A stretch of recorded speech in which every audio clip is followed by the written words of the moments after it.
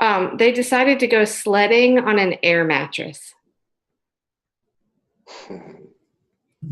So that didn't end very well, huh? No, her teeth, I said, after $6 grand in orthodontic work, it kind of looked like she had meth mouth.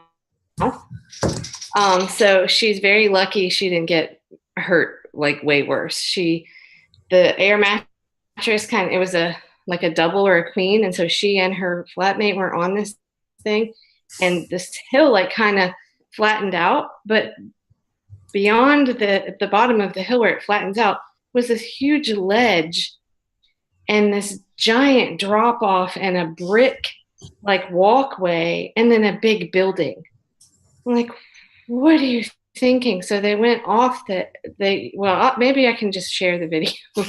Actually, I'm gonna go grab a video of the whole thing. I do, because I said, yeah, who was recording this? So one of the other flatmates was standing on the side recording it.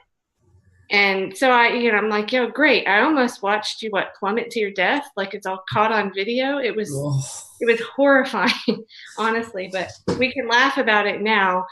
And another funny thing, or not funny, but so she has NHS, the National Health Insurance over there, because even though she has US insurance that we pay through the nose for, if you are a student over there, and as an American student, you still have to buy into the NHS, which was a whopping $900 for 4 years, mind you.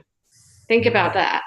But she went to go get her teeth fixed, and I'm thinking, oh my God, this is going to be thousands of dollars. Nope.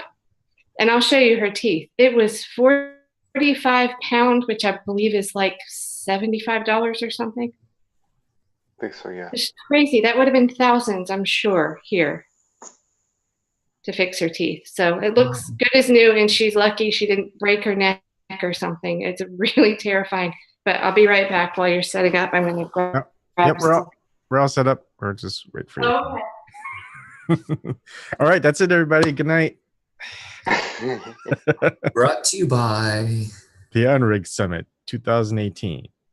I'm with her. TYT. TYT.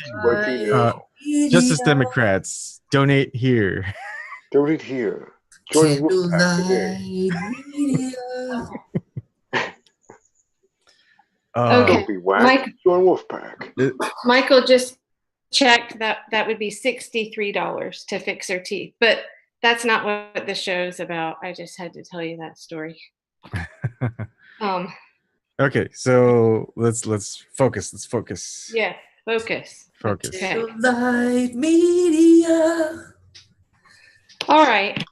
So, I heard you talking about, represent us and who actually funds them. And I haven't actually really dug into that. I did hear somebody say something about Soros, but I don't know. It very much felt like a kind of canned corporate event. But before I get started, I want to just say something that Nina Turner said on stage at the big event on Saturday night, which was all very, as a performance. But, she says this a lot. She says, be hard, tough on the issues and soft on people. And I think that's important, not like soft on the people that are cheating everybody and running everything, but the voters, the regular people that kind of, I don't know, I got the feeling like a lot of people there just don't even realize that the primary was rigged. I don't know. So I always think about that, like, I'm so harsh on those people, like, God, how can you even believe this? And how can you support Democrats? But I think we have to remember that, like, a lot of people just don't get it still. They don't believe. Like, I just got in a sort of a debate with someone on Twitter over the past couple of days after the summit. And I was saying, I talked to all these different election integrity people, and, most of them didn't even talk about the primary being rigged. And this lady just sends me back a Washington Post article saying it wasn't rigged and that I was brainwashed. So we all know how that goes. But I mean, you know, I think so many people just still don't know, right? But okay, so let's see. I will start with, and if by all means, if anybody else knows more, and I guess I should, but I don't really know who funds represent us. Does anybody know the answer to that? Represent us? I'll look yeah, it up. because the whole thing was, what's his name? Josh Silber? No, a second. We'll look it up. So who are some prominent figures that were there besides Nina Turner? Nina Turner, well, Jennifer Lawrence. Jank was running around. I never did actually see him, but I heard he was seeming to dodge a couple of people. Some stuff I'm not going to sort of divulge because it's, I don't want to speak for other people. I hung out with some members of the Movement for a People's Party. Their general feeling was also that it was pretty much a canned corporate Dem event, you know. But let's see. Big name. There wasn't a whole lot of star power, honestly. There was a great an astronaut that spoke. That was actually a great speech. There was a guy that's been working on about restoring voting rights to people that have had felonies, you know, been in prison. Let's see. So, but as far as like just star power, no, it was a lot of really small groups, honestly, doing a lot of really good work. And that's why I don't want to just bash it as what the event was. You know, I think it's really easy if you're not there to kind of do that. You know, I know a lot of people did that about the People's Summit and they just criticized it. But what you see at these things are all these smaller groups that are working on, you know, fixing gerrymandering, for example, right? The problem is that I feel like it's just all underneath the Democratic Party umbrella, right? So it's all like the Republicans are doing this. Okay, here's a great example. Okay, this guy, someone mentioned them to me before because you know how I'm always talking, we talk about Election Justice USA. Can you? Hey, TequilaMckngbrd joined. All right, keep going. Okay. You know how we talk about Election Justice USA, right? And that report that they put out, or I don't know, maybe I'm just the one babbling about it. But they're the ones that, to me, I think they really cataloged what actually happened during the primary. You know, like what happened in Brooklyn, which, you know, now has been, you know, they've said, yeah, that was illegal to boot 200,000 people off. But anyway, this other group is called Election Integrity Caucus. And I picked up this paper, and so the morning before I went back to Tulane for more talks, I looked over it, and it's like, okay, here's the part. Any activity, okay, stop voter stalking, any activity or policy whose aim is to deceive, intimidate, harass, or otherwise challenge legitimate voters in order to deny or suppress their votes. We can stop this. The Democratic National Committee has, for example, recently adopted a resolution and blah, blah, and they're challenged the attempted purge of 7 million voters in 30 states. And I'm like, do you not know about Brooklyn? Like, so I saw this and I was really like, my blood was kind of boiling. I'm like, what the? And I happened to go to this little area where you can charge your phone and get coffee. And I sit down and I look, and it's the guy that's one of the head people with this group. And I see he's got, you know, a tag on and a bag. So I sat down next to him and I just said, you know, yeah, I told him what I was doing there. And I read your paper. And I really just want to know what you think about what's going on right now with Tim Canova, you know, the lawsuit for them throwing out all those ballots in Broward County. Blank stare. Total blank stare. He didn't know what I was talking about. And so I kind of challenged him. I said, look, why is this only, if we don't address the Democratic primary rigging, we're getting nowhere. And do you not know about this Election Justice USA? And so when I got into talking about it, he kind of seemed like, oh, yeah, and I heard about that in Brooklyn. But to me, it's just, ugh. So that was one guy. I think I might have gotten him to look into it, I hope. Wait, are you talking about you talked to Tim Canova? Well, no, I will be soon. I've emailed with him, and I will be talking to him soon, interviewing. And interestingly, this is really exciting for me because this is like my pet thing right now.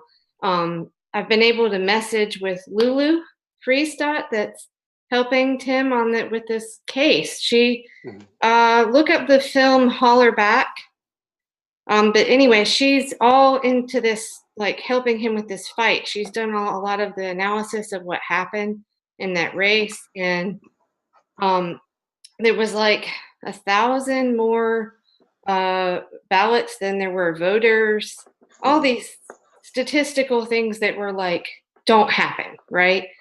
So anyway, so hang on. So I did talk to her and messaged her and told her I was going, that I was going to, and I told Tim Canova I would talk about his legal battle to anybody and everybody I could, which I did. I got mostly all blank stares. Yeah. Now these guys, this is cool. I'll hold this up. I don't know if you can see it. Now they're building some. Okay, Vote Matrix. Go to votematrix.com. Now he was interested. I said something, he starts coming up to me and talking about election integrity and election reform. So I said it again, and he was interested and said he would look into it and wanted to know more about it. The only group, and this was the last day, that knew, and then this guy kind of hush to me says, well, the Democrats don't really want to talk about that. And I was like, yeah, you think?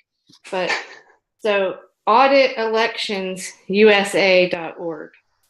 And this is a guy named John Brakey, I believe. So Lulu said, yes, these guys were good. But here's the most exciting part. So to me, so I sat through this god-awful thing entitled From Russia with Facebook, because I had to go to that. And I sat there and listened. Actually, I live streamed it. It's boring. Honestly, I wouldn't recommend watching it, but I did live stream it to the Revolt Against Plutocracy page. But the only guy that said anything that made any sense was the lone libertarian. And he actually called the Washington Post fake news. And he got this giant groan from the audience, which, by the way, in this particular group, it was almost all older voters. Or older people. I did notice that. So that panel had FEC Commissioner Ellen Weintraub. And this was the person that I wanted to talk to the most, because I just wanted to see, could I even get up close enough to ask her a question? So I unfortunately didn't get a recording. I have a feeling she might not have talked to me if I had my phone out, But I just hovered around the stage, and I had a media tag, thanks to Nico from Insight News, though I barely got him any material. So I hovered around the stage, and I kind of waited until there weren't a lot of people around, and I asked her about Broward County. Again, total blank stare. And she said to me, that's not our jurisdiction. Okay, so I honestly didn't know how to respond back, because I don't know all this election law. I should have known what to say, right? But it sounded funny to me. I mean, you're the FEC commissioner. What the hell, right? So I immediately messaged Lulu and I said, I got to ask her this question. This was the response I got. And she said, that absolutely is illegal. Destruction of ballots is a federal violation. So I don't, I try not to be a conspiracy theorist, you know, do I think they're all in cahoots to like, I mean, I don't know whether this woman really just like has no idea, probably hadn't heard about it yet.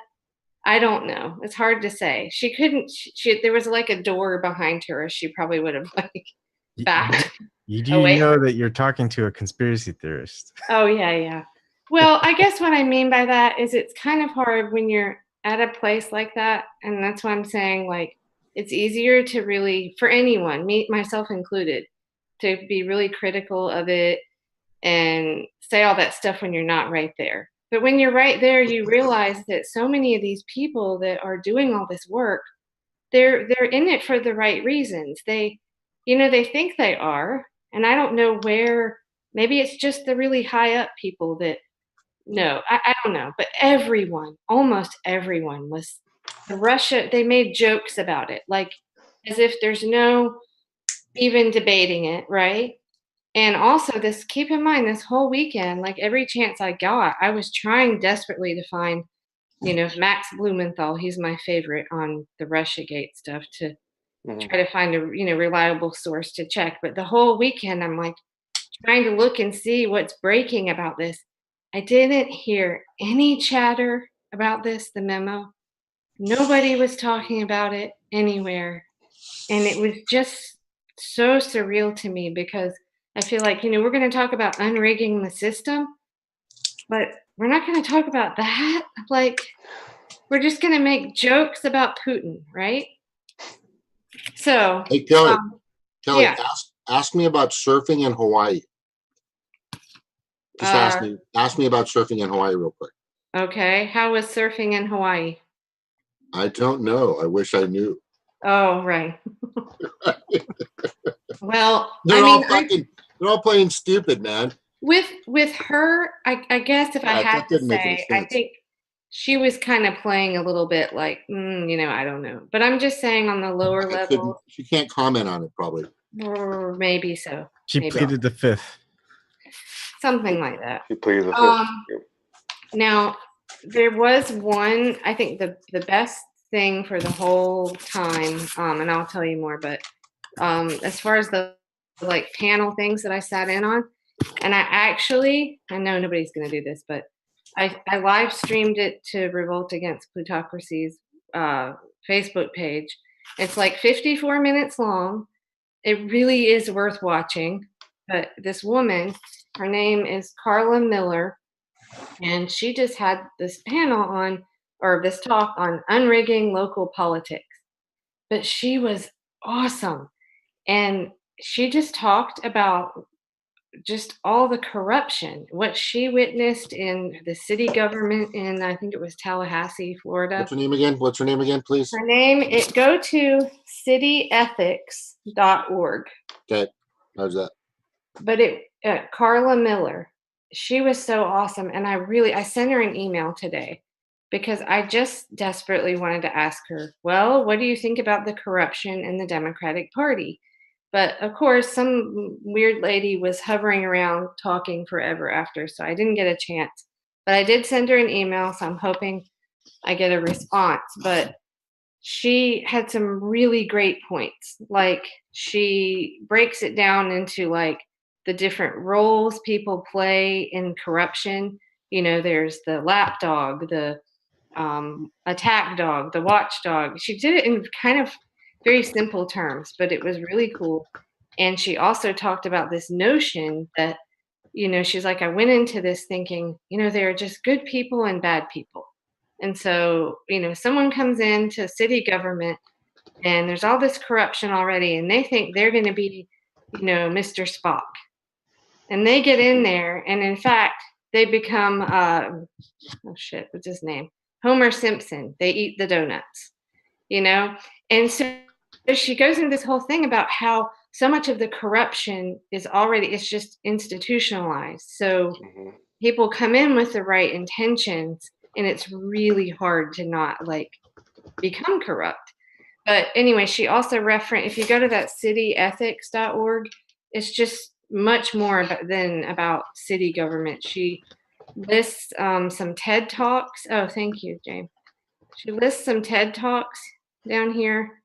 Well, And I'm gonna watch those two and another book. But man, I would not mess with that lady. She ended up being put as like ethics commissioner, ethics, whatever. And she started actually trying to clean house. And then the mayor said, well, but not that guy. And she was like, I'm sorry, you have the wrong person for this job then. So she really changed everything. And I didn't get a chance to ask her. She put someone away with the last name Scarborough. Now, I thought Joe Scarborough's family was in politics and they were from Florida. So I wondered if that was relation to him. Possibly. But so that was very good. That was a great talk. There's another thing that I got on video that was honestly incredibly boring and mostly bullshit. But this lady, wait, let me find her name. I'm wondering if anybody here, I haven't had time to dig up and find out what the story was. Does anybody remember something about, it would have been with the Wolf Pack with TYT, but a while ago, that there was some big stink in Arizona. Like, it was a big deal. So this guy in the audience starts talking about it. And this lady just starts like going off and she's like, I got death threats and all this stuff. But there was some kind of big story around that. I'm going to see if I can figure out what that was exactly.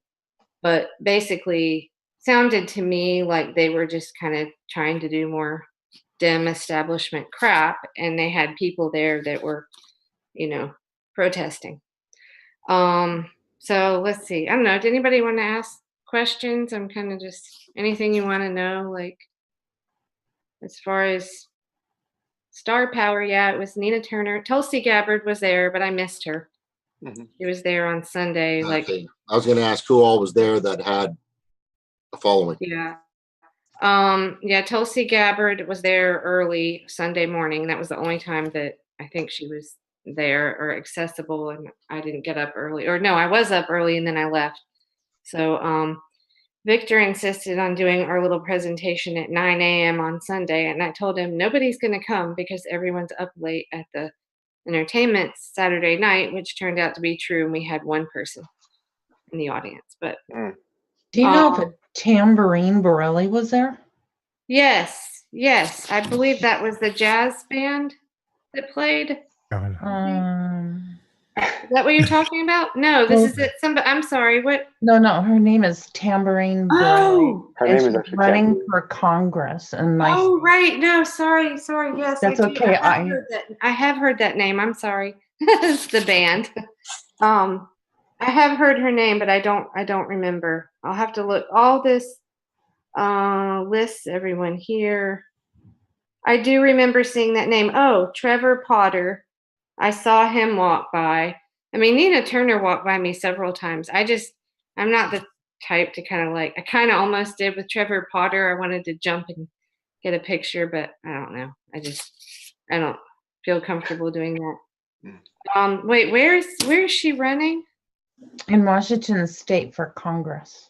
Okay. And she is what the Represent Us and the reason why that name tripped me up is that they used to just be Us. But I see now that they changed the name to Represent Us. So now it's like, yeah. I'm on, and then in chat, I did put the URL to their donor list. Oh, thank you. Okay. Okay. Yeah, I just got back 4:30 in the morning yesterday. I had a question. Yeah. Okay, so there's a guy named Mike Feinstein, no relation to Dianne Feinstein, running for Secretary of State with the Green Party here in California. Smart son of a bitch, been with very intelligent. He's a lawyer. He's been with Green Party for a long time. He's got the credentials. He's done other things. He was a mayor of some city at some point. I forgot. St. Louis Obispo. I don't know. Anyway, he brings up proportional representation. Did anybody bring up that term, proportional representation or ranked choice voting? Oh, yeah. I heard plenty about ranked choice voting, but I don't know if you can see this. I mean, it was impossible, even if I stayed there all day for all of them, to see everything, you know. So, you know I heard a lot about that. And let's see. Well, that's good then. So there's a lot of yeah, there's a lot of good work being done. I mean, I just have a problem with it being applied to where it sounds like, you know, it's only you know, we need to fight the Republicans. Yeah. And it's like, no, we have a lot more to do other than that. I heard Brad Bowman was there.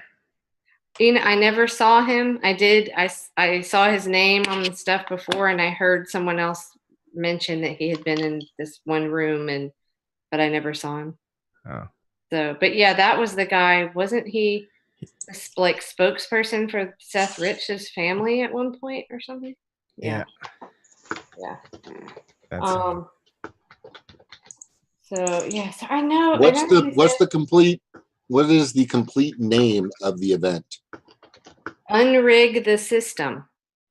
Really? Summit. That was the event name? Yeah. That's interesting. But I just don't know how you unrig the system when we had breaking news about this, you know, FISA memo, and people are sitting on the stage making Putin jokes. It was just, to me, I almost kind of felt like I was in some mockumentary, you know.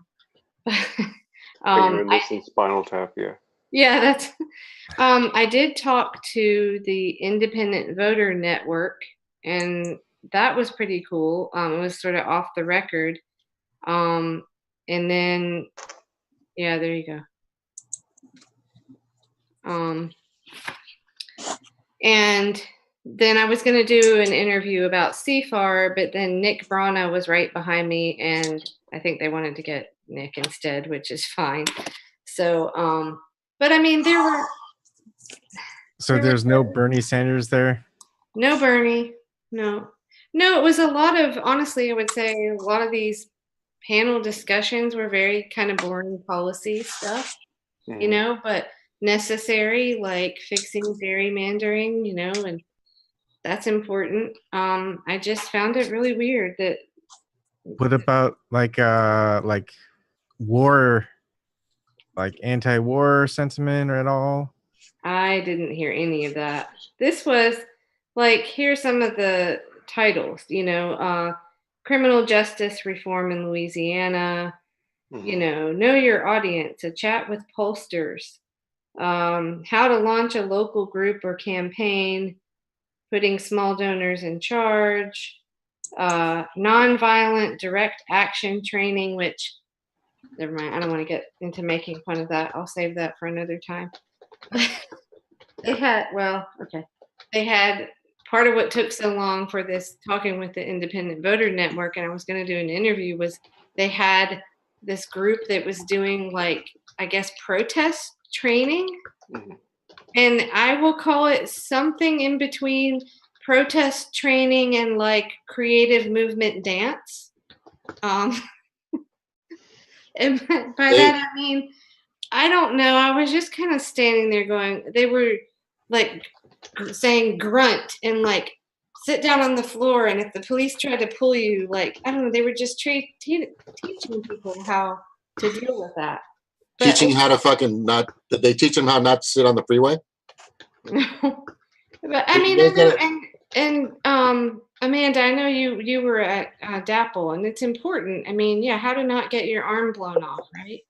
But I just felt like, oh my God, this is not what we need to be talking about. Like, yeah, you can protest, but if the police just have, you know, pepper spray, where are we getting at the real corruption here? How do we fix this stuff? By like sitting in the street?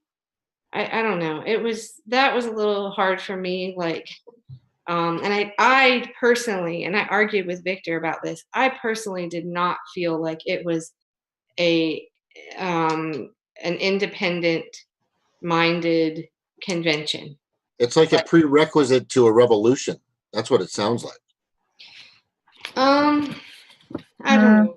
But I got a question for you real quick. For you. Can you see the screen? Yep. I want to know who this guy is right here. Who is this guy? I don't know. I know him, but he looks fucking awesome. I don't know, James. Let me think. What else can I tell you? That's the nuttiest picture I've ever seen. Let me think what else I can tell you about. Well, I mean, there were certain things to me, again, I really felt like the entertainment thing that happened on Saturday night at 8 p.m. Like, they asked us to stand for the national anthem. And I'm like, I thought we weren't down with that. Really? You know, I actually said out loud, and Nick Brana and some other people right in front of me, I said, shouldn't we kneel? And I'm not being a smartass when I say that. Like, No, that's, yeah.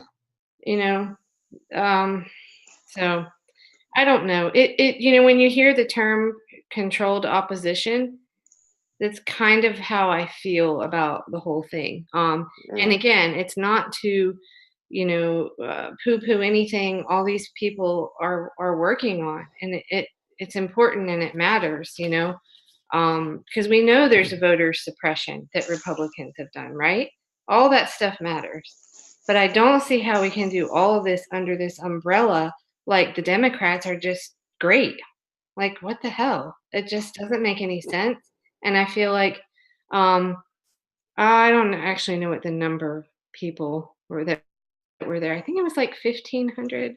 But I mean, it becomes, these are activists. These are hardcore activists, right?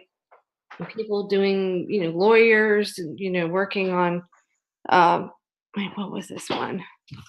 I got to find the one that had that lady that spoke up about Wolfpack. But it doesn't represent regular people. It's not doing, I didn't see the summit as doing anything to really, you know, they kind of advertised it as bringing the right and the left together.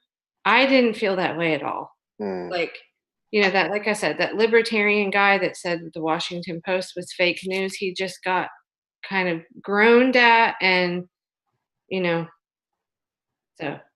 so let me ask you this, just so I can get this straight in my head. The unrig the system, the represent us was what in relation to that? They were hosting it. So they hosted it at Tulane University. Oh, this explains tambourine then, because, you know, it's like I said in chat, you know, she has become a lot like, wow, really? This guy, oh, there's Ellen Weintraub. Yep, so I'm just proud of myself. I actually asked her that. That guy, go back to that for a second. On the bottom left? Yeah, Jenks, man, that's such a young picture of him. This guy right here, the guy like two down from to the left of Ellen Weintraub, he is the one that spoke up and called Washington Post fake news. Wait, what is he? Wait. Can you scroll down? Stop playing around and scroll down, James. Yeah. Okay, sorry, I got it. I'll pull it up too. No, I got it. Oh. Okay. He's gonna be jealous. All right, I am kicking you out there. Pick a different color. Not right. No, I got it. Here, Well, that just opened up Ellen Weintraub is where? Well, go back to that. The row below Jank. Jenks Lover, can you share your screen again, Jenks Lover? Oh, Ellen Weintraub, Commissioner, Federal Election. Holy shit. You were talking with her? I hovered around the stage because I was determined to ask her. I just wanted to know what she would say if I said something about the lawsuit in Broward County. Eric Wang, Senior Fellow, Institute for Free Speech.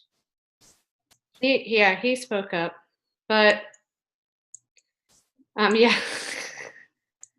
Yeah, so here's a question. Who's got a question? Somebody else is talking. Sorry. Yeah, she was uncomfortable. I will say that. I felt like she was uncomfortable with me asking that. Good. I see a congressman that was Republican there. There are people from Fox News. I mean, the list is pretty huge. Yeah, Hilton. Victor ended up talking to the guy, last name Hilton, that's on Fox News. You know what I'm talking? Steve Hilton. He ended up talking to him. But I mean, you have to realize there's so much going on in so many directions all at once. Like it was hard to like Victor's talked to some people that I didn't talk to. I'm trying to think. I really kind of hung with the People's Party a lot too, because they were feeling the same way I was about it. But well, I got a question, Kelley, if you don't mind. Mm-hmm. Was there any talk at all about Citizens United and getting the money in politics? Very much so. Yeah, because they were on the donor list, they donated big time. Do what? The donor list? They were on the people who donated to the event. Mm-hmm. They were. Let me look at it now. Oh, and ending Citizens United. What's the group? Hold on. Yeah, there was. I would say that was a huge theme, and getting money out of politics was a very big theme. It just, I felt like the irony there was just, that you had the people who are really, profiting from having money in politics. They're talking about getting that money out. Yeah, that's how I felt about it. I mean, that's what it seemed like. But this just explains Tambourine Borelli for me. Her change. When she first started running, she was so independent, so non-democratic. And then when I saw her 3 weeks ago, and then I saw her on Tim Black's show, and she sounded just like a Democrat, a corporate Democrat. Mm-hmm. Well, just like when we were talking. Oh, God. Sorry. Just my heart's sake. Mm-hmm. Well, I mean, that's how everyone felt about Ro Khanna. Am I right? Like, he sounded like Obama. Mm-hmm. Right? Pretty much. And he's now a CFAR candidate. Victor pushed on that one. I was like, should have left that one alone, but okay. So he wants me to interview him. Ro Khanna? Yes. He signed CFAR because Victor went after him, bugging him about it. And I'm like, I think it would have been better to have his opponent sign CFAR. I mean, but we'll see. But yeah, he wants me to interview him, which I'll do. I'm excited about talking to Tim Canova. That'll be really cool. But my focus, so election integrity is now number 2 on the CFAR contract. That is my doing because it's now Citizens United is first and election integrity, opening up elections to public audit. I forget exactly how it's worded, but that's number 2. So anytime I'm interviewing a candidate, that's what I'm going to be focusing on. Like, what? Why are you laughing? What am I missing? My new title is Jenks Lover. Oh, okay. Yes. I'm not laughing. Can you leave that there, please? Why did you change your name? No, yes. I just got to come out, you guys. You should spell it right. I know, right? We have a little thing. We don't like to spell each other's names properly. So was there anything good out of the Unrig Summit? Yeah, I mean, I think like I said, there are really a lot of good people trying to do stuff. I mean, like this vote matrix thing. I mean, they'll if they actually follow through on all this stuff, they're going to catch, rigging on the Democratic side too. And so I think it's definitely good. More people are paying attention. And the theme very much was getting money out of politics. I just feel like a lot of these people don't see the irony in being under the Democratic tent. And that's what bothered me. Like, I would just really love to see an actual, independent summit. It just didn't feel that way to me. It felt Ro Khanna-ish, if that makes sense. Mm-hmm. Do you think that could ever happen, really? Well, Or within think the it next, I could. can't I mean- say ever. I gotta quit using big. yeah. I mean, look, I felt this way a lot. Part of the time, I just wanted to stand up and like yell out. I'd have been escorted out.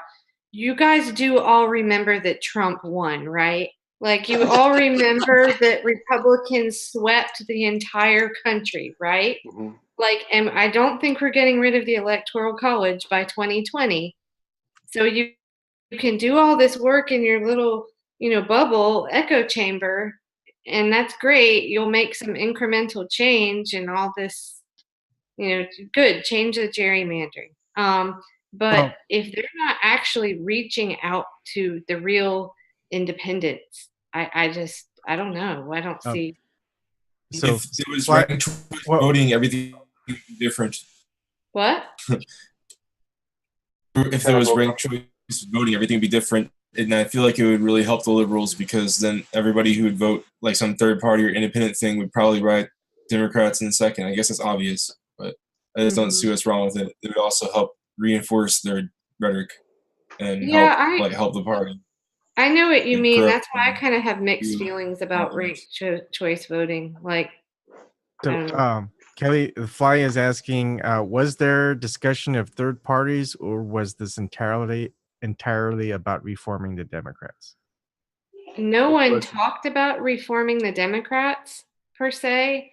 They were just talking about all this work that needs to be done within, if that makes sense. But I didn't hear, other than Nick Brana, talking about third party. And then, oh wait, I take that back there. I did hear, because Daniel, who's on the steering committee with Movement for People's Party, said there was a millennial roundtable discussion where that was a big topic. But other than like other panels, I didn't hear any of that.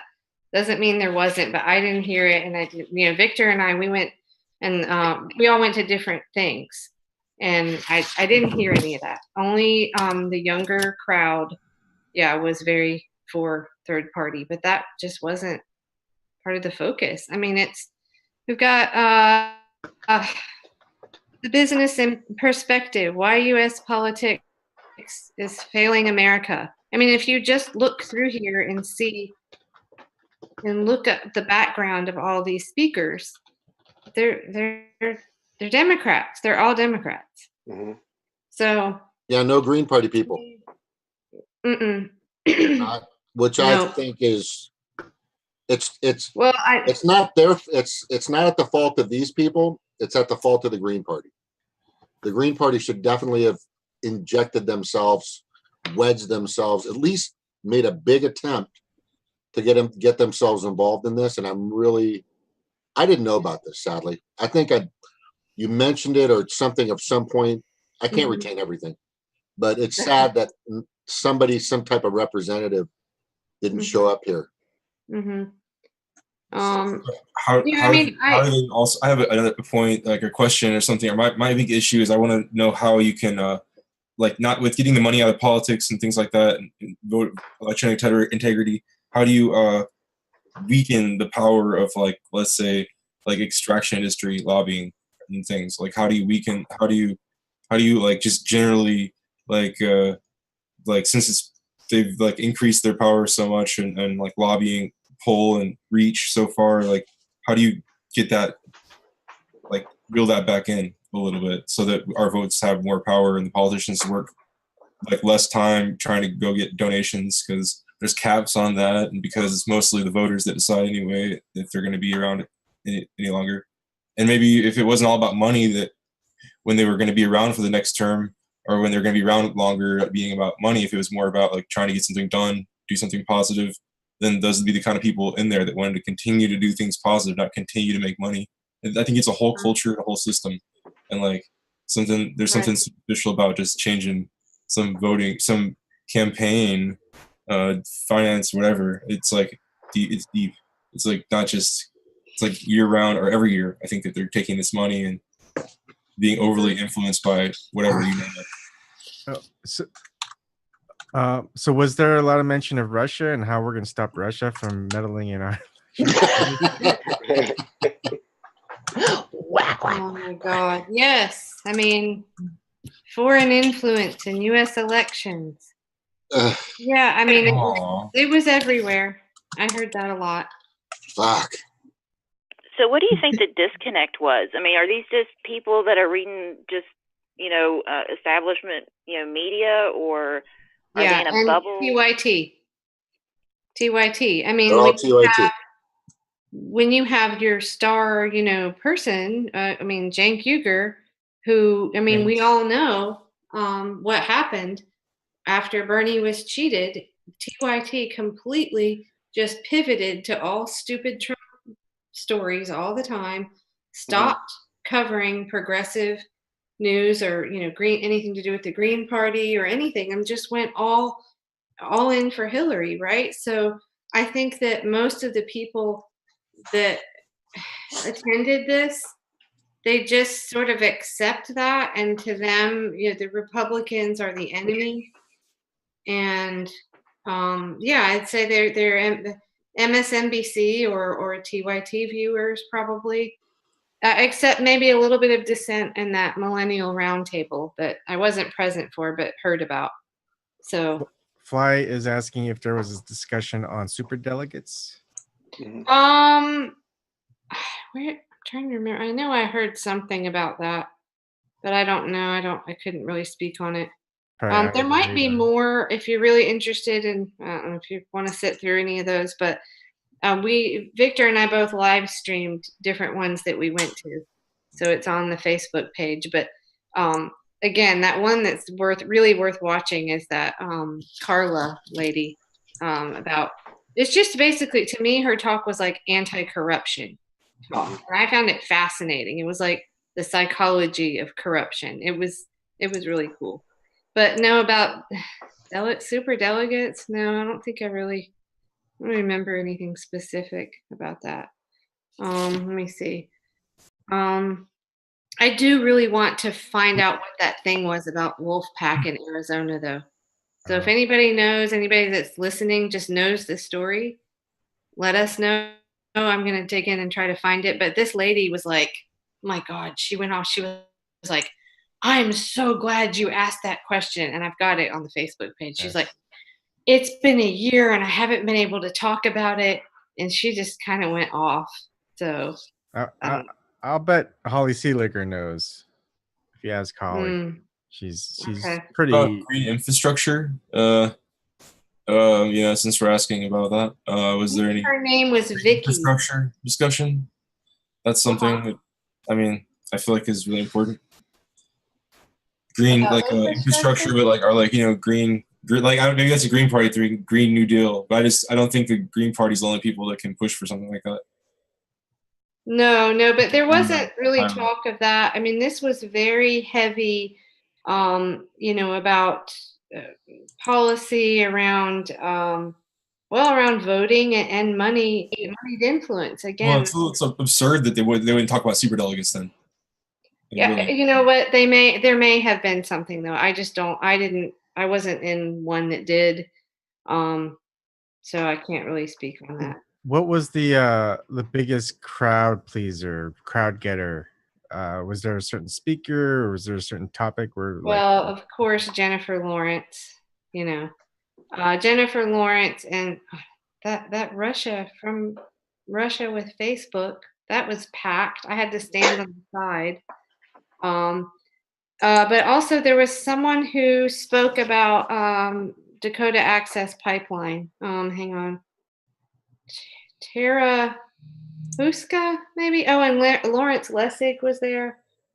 So that was all a big. That's good. Yeah. Let's see. So all of those really big ones with the big names were pretty packed. And I think, some of the last election one that I went to, the guys that are the audit, the ones that are doing real stuff, auditelectionsusa.org, that was pretty packed. So, yeah, that's good. But overall, it was as I expected. I guess not as bad as I expected. because I think all this stuff is important that it's done. I think the lady's name is Vicky Harrison. I'm sure if we look up Vicky Harrison and Wolfpack, we'll find it. But she was like, James, loud keyboard. She said she got death threats and all kinds of stuff. Fly is asking a lot of questions. That's good though. I'll answer if I can, but yep. I wasn't everywhere, so. He's asking, was there discussion on the reauthorization of FISA and expanding it under Trump? FISA. I didn't hear anything about that. That was what was so weird. Like I said, all this stuff was in the news, and I didn't even chatter in the hall. Like, I didn't hear anybody talking about this.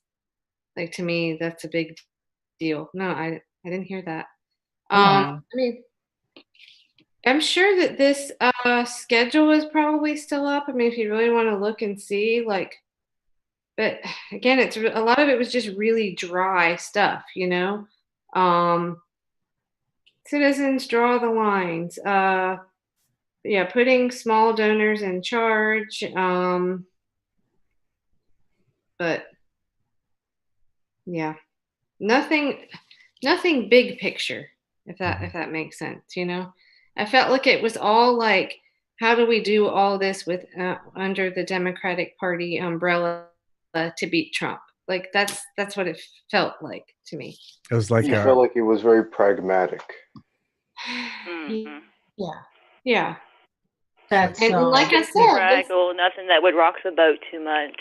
Well, yeah, and again, I don't want to insult anybody. The guy was nice, but this guy, the Election Integrity Caucus, the look he gave me was like, I mean, he was from Berkeley, you know, typical hippie guy from Berkeley with his ponytail and all. Very nice guy, good intentions, and I'm just like, why are you not talking about Democratic Party rigging? And he was just Trump, you know. I mean, I don't know. Was there any mention of WikiLeaks or Julian Assange? No? I didn't hear anything like that. Only amongst the people I was talking to, like, you know, privately, so. What about Nina Turner? Did you speak on her some? Or how do you feel like about her? How I feel about Nina Turner, I think I love that she did this. Okay, so we can all talk about, there are all these different kind of slices of whether you're sort of controlled opposition, I think is the big word now, but you know, there are people that have just said, Dem exit, forget it, there's no way, right? And then there are people, like, I have the utmost respect for Tim Canova. He's fighting what happened there. And I feel like Nina Turner is doing the same thing, but like, he's still running as a Democrat.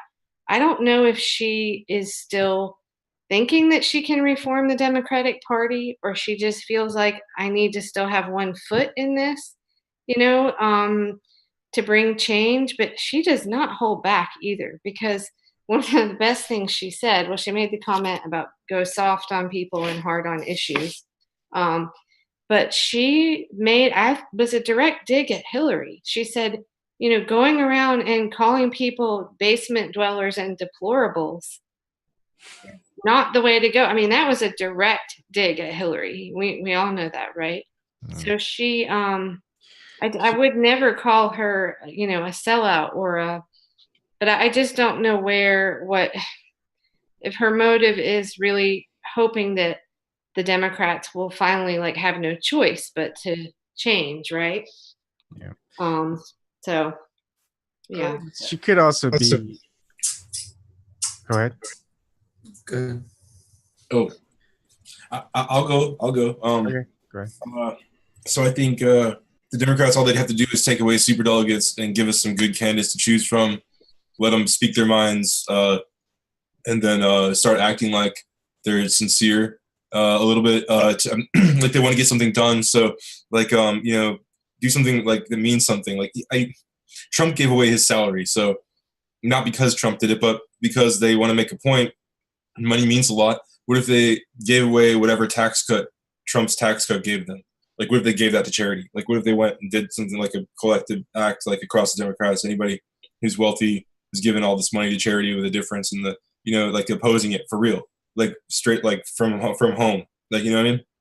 So that's like small cakes, though, Ben. No, I'm just saying, like little things like that, acting like they really want to do something and give us good candidates in 2020. That's it. Like, but when there's no hope of them being real or being honest or not just trying to strong arm us and say, well, there's nowhere else for you to go. It's Trump versus us. You have to choose us. Otherwise, you're bad. Like you're a terrible, abominable person. Again, I think that's gonna be that's how they got the people whipped up to be. That's how they got them ready to be. So like, I don't see why you would go on with the elaborate narrative and sort of like get people all how do I say, like need people all into place. Like, I don't know, hammer or chisel them all into place like that. I don't know how to say it.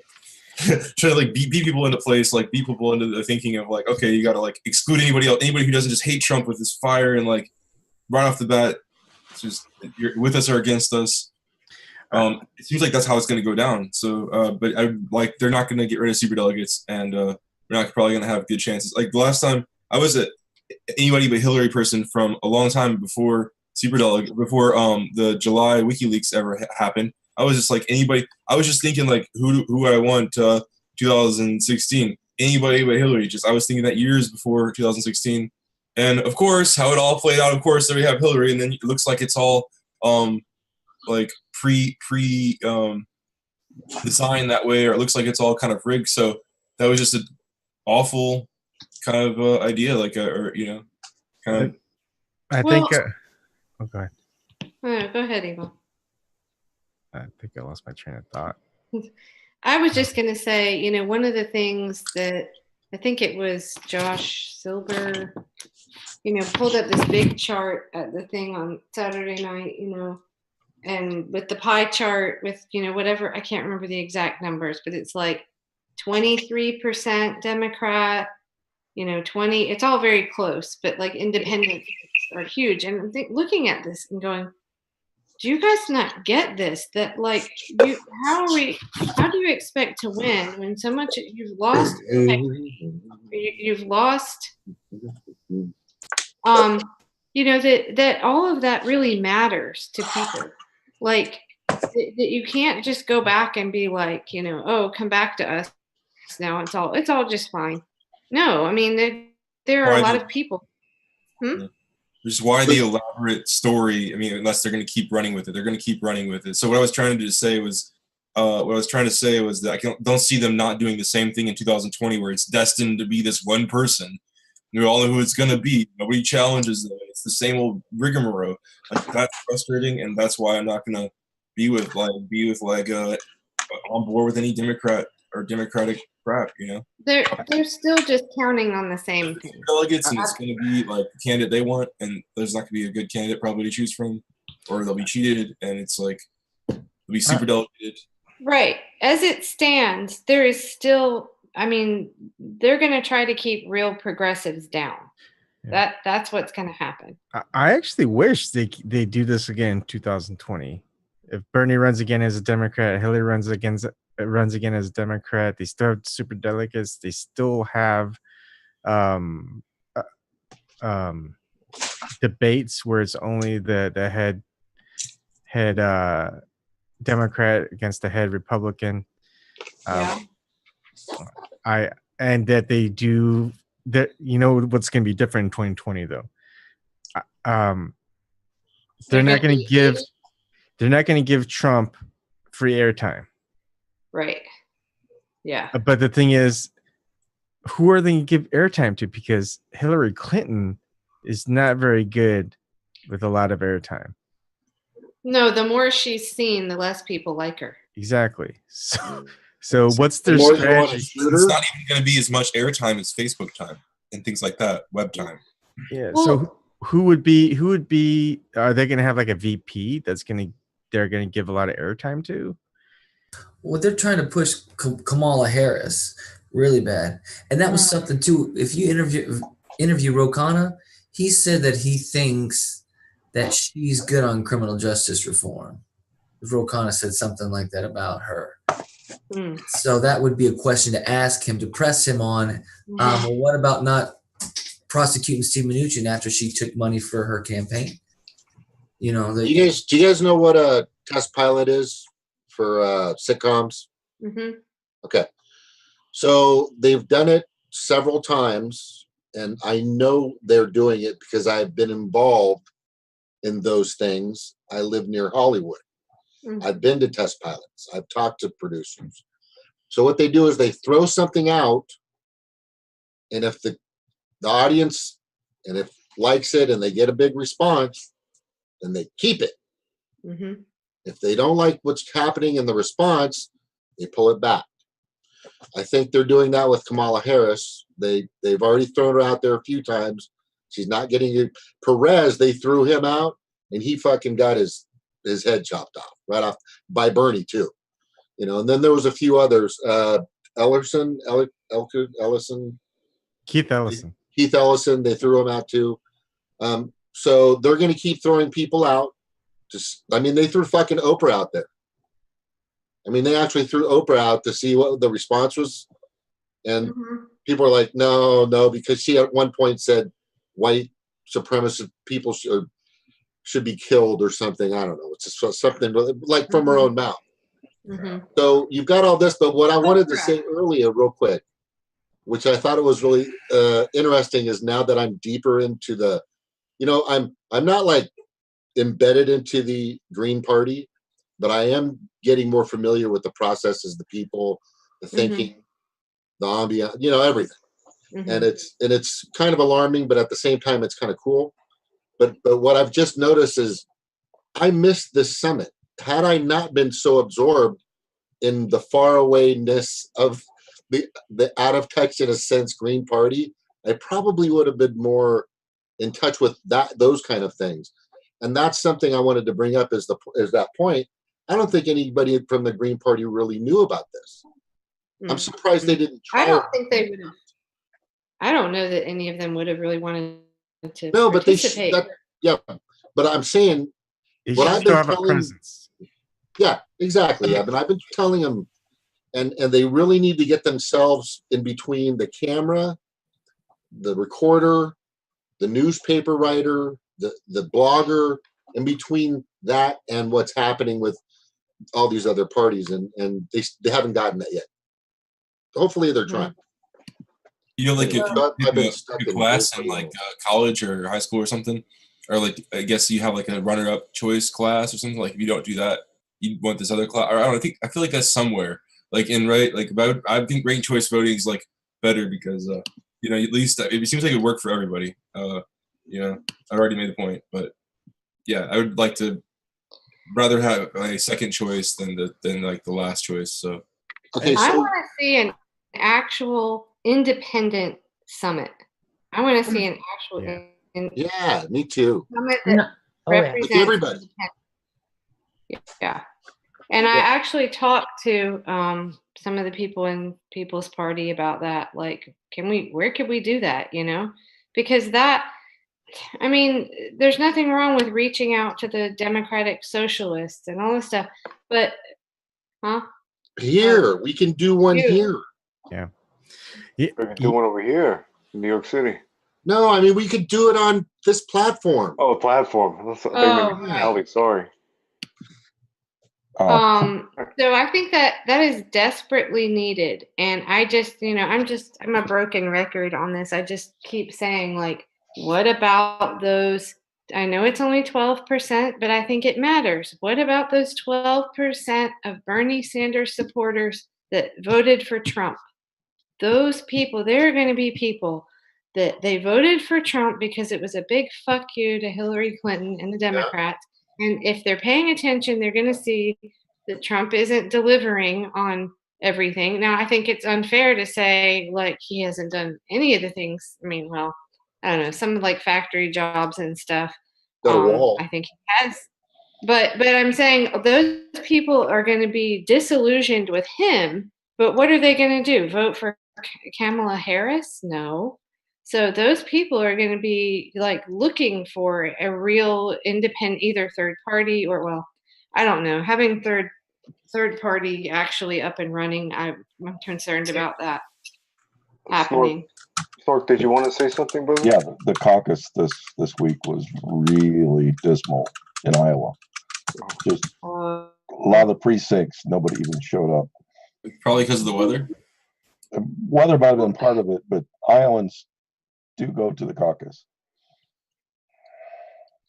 And see, that's the thing that I think is just so sad that, you know, I hope we can get it back, but all those people that worked tirelessly for Bernie, all those people that donated that couldn't, all those delegates that traveled across the country that could barely afford it. And I think the Democratic Party succeeded in killing hope in a lot of ways, and that just sucks. It really sucks. So I don't know. I don't think the answer is just more of the same. I think people are burned and they're like, nope, not having it. Right? Yeah. I mean, I know I am. What I would love, I'm not sure if you saw it, Kelley, but like on the women's marches, people would go and ask the people who are marching, what they don't like about Trump. And they can I saw you interview, or you had a guest on that was talking about that, right? No, we were just talking about it, and I just showed a snippet. But also James was live streaming one of the women's marches, and he was saying, "And Citizens United," and then like people didn't really know what Citizens United was. But it was overturn Citizens United, and I said it because I think everybody. I don't know. I'm pretty loud. I'm pretty big, and if you can't hear me, you're deaf. So when I was saying it like forever, exactly. What? So what happened is every time I said it out at a group about 20 or 30 people, because they were coming into this corner that could probably hear me, that were paying attention, only like one or two out of each time I said it would go, hey, or understood what the hell I was talking about. Most of them didn't have a clue. So what were most people there? Were they for the women's march? Wasn't it just kind of, I've always gotten the feeling a lot of it's just anti-Trump. They're just It is. There was, if you look on my page, YouTube, a lot of the signs were just beating up Trump, just some of them were smart, some of them knew what they were talking about. Inequality, there was some good posters on that and some signs and banners, but most of it was definitely just going after Trump, and it just seemed useless and pointless that they were even. I mean, what are you going to do? Just keep complaining about somebody and they're going to go away? Right. Here, I'll share a picture. I think this might work. Wait, no. Can I do this? Yeah. Yeah, I don't know. Can you see it? Okay. So that's Daniel, the guy that he's on the steering committee. Oh, there's Nick. For People's Party, and he rode down with me to New Orleans, so that was cool because he is definitely, let me stop share. He is definitely on the same page as I am about the Russia stuff, bullshit, and actually all of them are. So, we're in agreement, but I don't know. I don't know what's going to happen. We'll see. So what I was going to bring up is something I brought up in the past is we should not, for the ballots, we should not even show the candidates' names. We should just go by the issues and what you support. And basically all it does is tally up points. So if you are for all these things, and then it adds up who is that candidate that you're voting for, because based on that, you get a readout at the end saying, when you get your receipt, you say, okay, these are the issues you picked. You basically voted for Bernie Sanders. Or these are the issues you picked. You pretty much voted for Donald Trump. So it's not based on the name. The name's hidden. But if you're following the issues and you're voting based on the issues, what you vote for ends up being who you pick as the that's how I voted for Nader. My very first vote was not till I was 29, and I found something online. This was the year 2000, and it was like, I really didn't know. I really wasn't that political at that point, and it came up with Ralph Nader. So I was like, okay. All right, go ahead, Christian. I was going to say that's a great idea, Ebon, but here's the question I have. How do we avoid candidates just placing anything that sounds good on there? I mean, they have to have it being really representative of that, you know, because like I could say, well, like let's say Hillary could say, "Oh, I'm for a $15 minimum wage," or this or that, or you know, she has a that's a big ballot. It has to be it has to be a permanent position. But that's a big ballot of information up to the ballot. Yes, it is, but it can be just simplified, like a numberized, like some kind of nomenclature. It reminds me of like referendums, like voting for the issue, and I want to say like I think Vermont was the first state that just like, or one of the first states or something that just like voted in legalization of marijuana, or I don't know if it's legalization or medical, but they just did it through the Congress and through a bill. And like most of the time it's been done through, so far it's been done like in most of the states by referendums, voter referendums. And, you know, I think it's smart for people in Vermont to do it by the Congress, because isn't that like knowing what the voters want and knowing what public opinion is? Isn't that like getting points with them? Like if they do it, if the voters do it themselves, then it's like the politicians don't get like any glory for that, right? So I don't know. It'd be cool if they cared what the voters wanted more and were more active like that.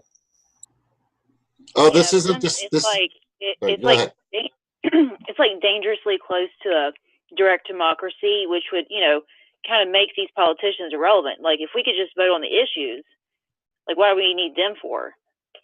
You know what I mean? Like I mean, they're the middleman. Yeah. Really. I mean, and when you think about it, it's like, you know, we're smart enough to vote for these people, but we're not smart enough to make decisions when it comes to, you know, what they're making decisions on. Wrong video, sorry. Doesn't make any sense. You know what I just realized though? I was looking for something else. Speaking of, which is important, I'm going to share it in a minute about what you're talking about, voting on just the issues. But I just noticed I had tweeted out the picture of at the table that I just showed you, and we said, I said, to unrig the system, first we have to unrig the Democrats, and represent us liked the tweet. I was like, I just noticed that. Like, really? I didn't hear anything about that when I was there. But yeah, somebody there did. Oh my God. That's so strange. But anyway, let me find this other. Somebody just, hang on. There's a guy that's building. This is so cool. I'm kind of hoping we might be able to incorporate this into CFAR candidates, or really any candidate. Anyway, I'll find it. Keep talking. It's basically that, like, you can keep track of when you vote for someone, then it's an app, like you keep track of what they actually do and when they're elected. It was the coolest thing. I got to find this guy who came up with this. But yeah, represent us liked that I said that. Okay. Well, you weren't talking about unrigging the Democrats while I was there. I don't know. No. Let me show you the Women's March real quick. Can you see your screen, Kelley? Yeah. You're gonna see. I was like, here's the corner. I was where they bottlenecked them to come out of the corner and do their 1.5 mile or mile walk. So I was in like the perfect place to, you know, I always put position. It's all about position. Women? No, I'm just kidding. No, well, I got a few phone numbers. Here, let's watch this. Got a big black book. Okay, so here. You're gonna notice this when you hear them.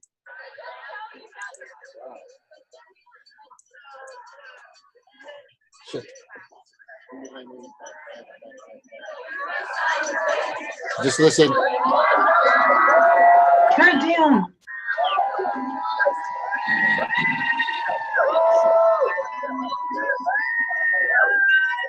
Is that an old guy with the pussy hat on? Who's straight? Our straight. Overturn Citizens United.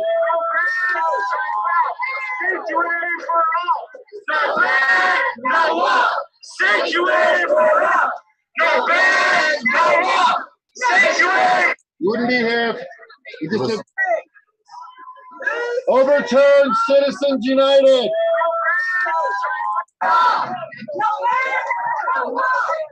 Okay, just listen, hang on. No more borders, man.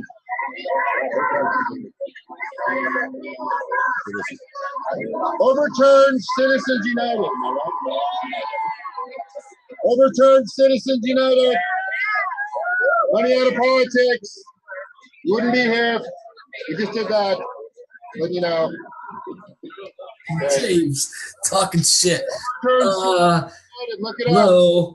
United. Overturn it. That's right. Listen, you have to be here. I'll be at the beach if we overturn Citizens United. I'm telling you right now.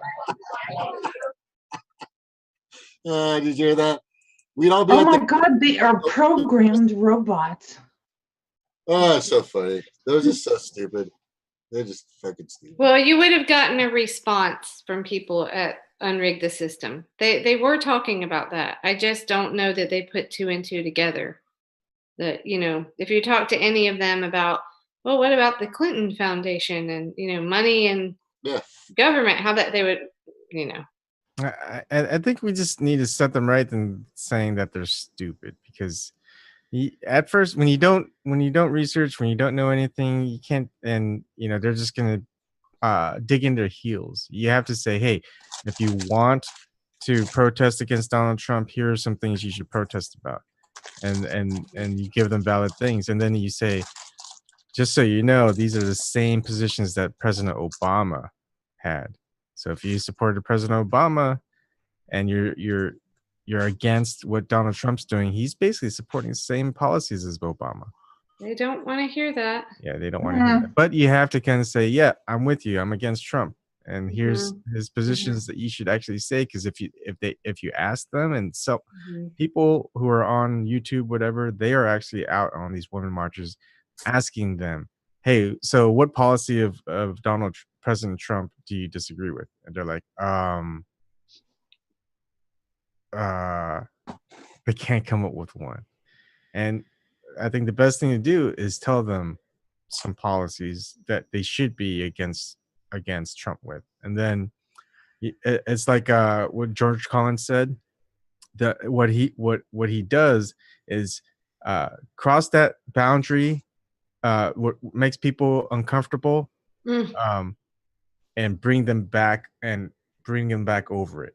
I'm not sure if I got that right, but basically, if you look at George Collins, who says that, you know, he wants to make it comfortable enough so you cross that line and deliberately cross it, and then they're kind of on board. They're like, okay, keep going, right? So you kind of have to do the same thing with people, because they see the mainstream media, but when they look at the details, they're like, oh, holy crap, yeah, Obama supported that. Oh, Hillary Clinton was going to support that. Oh, Donald Trump is supporting it. So you kind of have to like hold their hand and say, hey, look, I support you. We're against it too. But guess what? Everyone who was a candidate that was going to get elected was supporting it anyways. So yeah, I mean, I think a lot of these people, it's not like they're bad people or nothing. It's just that, you know, it's like just connecting the dots. Just a matter of connecting the dots. Yeah. It just, I don't mean to talk like I do, but I'm actually kicking my own ass because I look so fucking stupid. I was one of them before. Me too. Oh I was worse. I was a Republican. I don't know. That's not worse. Oh, baby. Well, we have to be able. I don't know if that's worse though. I don't know if that's worse. No, you know what? I have to say, I am really, well, it's a curse and an asset, I guess. I've realized that, you know, I mean, while I've never voted Republican, you guys all know, like, I come from, you know, at least my grandfather, who I loved and respected dearly, you know, he was Republican. I have, you know, I speak Republican. I know how to, I'm able to see that side. and it's kind of a curse, but it's also an asset, because without it, I mean, I'm so glad I'm not one of these people that, like, they seem like they don't even know anybody that isn't a Democrat. Like, they've never interacted with it. It's like the bubble in their own personal lives is so intense that they don't even know how to talk to a Republican. They don't know any. You know. So I think it's an asset. Steve Grumbine's that. That's why Steve Grumbine is actually a good connector. Mm-hmm. Absolutely. And yes, a lot of people don't want that. They don't think they're going to change. But when it comes down to common core things like better wages, infrastructure, healthcare, you know, they're fucking, most of them are on board, you know. I actually got to talk with him about that in one of our meetings. Well, actually, our first meeting, because Revolt Against Plutocracy is, I guess it's final. I'm not really sure yet, but it's going to sort of align with them or work with them. So yeah, that was one of our first conversations, and I knew that he, you know, had that perspective. He's former Republican. But yeah, if you don't know how to reach out to people or really truly reach out to people on the other side, you're going to get nowhere. So. And I don't want to say, and I've said this before, I don't like calling them dumb. Ebon's only saying this because they choose not to search a little harder, reach out a little further, go a little, just maybe check, because they're so sheltered underneath their MSNBC umbrella, their CNN umbrella, their Fox News umbrella. You know, they're, oh, I'm getting all I need. I don't need to fucking hear anything else. But that's like this woman I was just recently debating with, and who knows if she'll go look anything up, but she instantly started calling me a Russian bot. And I'm like, no, and I kept pushing back on that. And, you know, then I sent her the Election Justice USA report like I usually do. And, you know, just kept going back and you know, shooting down everything she was saying. She said it wasn't rigged, and she called me brainwashed and sent a Washington Post article. But I just, you know, finally ended up saying, don't listen to me. Go do your own research. And I sent her a couple of more articles, but who knows if she'll listen. But I realized that she, you know, initially she just had written me off as a Russian bot, and she realized I wasn't, and it kind of got her attention, and she wanted to talk. So who knows? I mean, whether she'll just write it off as nothing or actually go look and see, you know? Yeah. I mean, if you can stick to the issues, I think is important, because if you ask them specifically, what are Trump's issues that he either voted for, or I mean that approved Congress, whatever, that, you know, that passed bills for, and what executive orders that he passed do you disagree with? And if they can't think of one, then they kind of know how much they don't know. And then you could say, here's 2 or 3. Do you agree with these, that it's bad? And they go, yeah. And you go, do you know that President Obama had those same policies? And they're gonna be like, no. And then you go, well, look up the issues. Here are the bills that President Obama had. These are the executive orders that President Obama passed. And then they might slowly open up, realize how much they don't know and how much you know. Yeah, and if you kind of try to point people it's really hard to not just be like, you know, like, oh my God, you know, and go on like an attack. But if you just kind of point them in a direction, like, here, you know, like, here's some evidence, like, they don't want to be, I'm sure they don't want to be uninformed. They think they're informed, right? So you have to kind of find a way to be nice about it. It's hard sometimes to do that. But I found this thing, and I guess I've got a little bit excited going to this conference about wonky stuff here. But let me show. It's called digitdemos.com. Actually, yeah, I'll share this screen for just a second if that's okay. It's really cool though. Like, if you watch the little video here, is this working?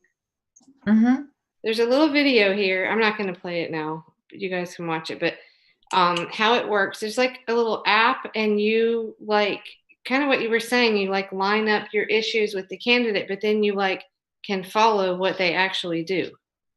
Mhm. So I thought that was really cool. It was just this random guy that responded to one of my tweets, and I happened to just look and see who he was. And I guess he was there. I didn't meet him in person, but that's his thing. Digit demos.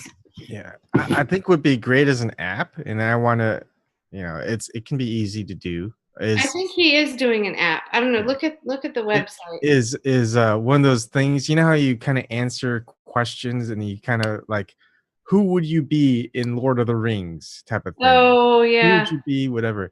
So basically, this app would be, who are you actually wanting to vote for based on the issues themselves? And so all you do is you select the answer for the issues, and then at the end goes, you are a Trump supporter, or you are a Bernie Sanders supporter, right? Right. And they'll be like, what? And then they could see the answers as saying why you're picking that person based on the issues alone. Mm-hmm. So it gets rid of this idea that you're voting for someone because you think they're for those issues, but they're not.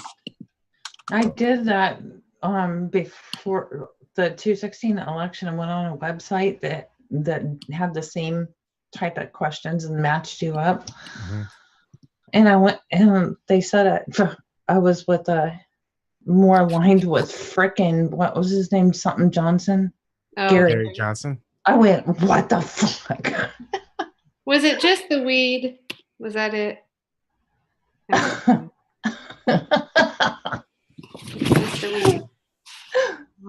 It was the high altitudes. He talked about climbing mountains and. I did something wrong in that test because there's no way. Well, anyway, let's see. I was just going to say that another good idea for an app would be, like if you have like issues, kind of like do the questionnaire of, what you're for and what you're against, and then whenever they vote on these bills, you can get a notification about, who voted for what. Oh, that's a good idea. Look at digitdemos.com. I think it might do that. I'm not certain, but check that out. I put it in the chat. Yeah, like basically what they said in the campaign and what they finally ended up doing at the end. And just a simple app is you get to see the bill, the date, and then what they said during their campaign, the date, and then that's all. That's it. You just go by list. There's like say 87 issues. All 87 issues are on that app for that candidate. So it kind of gives them some what's that word? Accountability. Right. Accountability. What's that word? Yeah. Well, that's what we're kind of trying to do because, like with the CFAR contract, because really it's as a contract, it's not going to be like legally binding, like no judge. It's not, it's morally binding. Right. And it's the whole point for it to be effective is really much like the Tea Party did in getting candidates elected. It's that if these people dared go, to DC and not do what they said they were going to do, they get voted out, right? So it's paying attention and just cataloging, what their votes were on stuff. So it might be something we could use, or I don't know, the activists could keep up with it or something. But yeah, and we don't have that. I see some like mainstream media outlets doing things like that. Like I can't remember, but they also have it wrong. Well, do you remember that thing with Bernie when he like voted?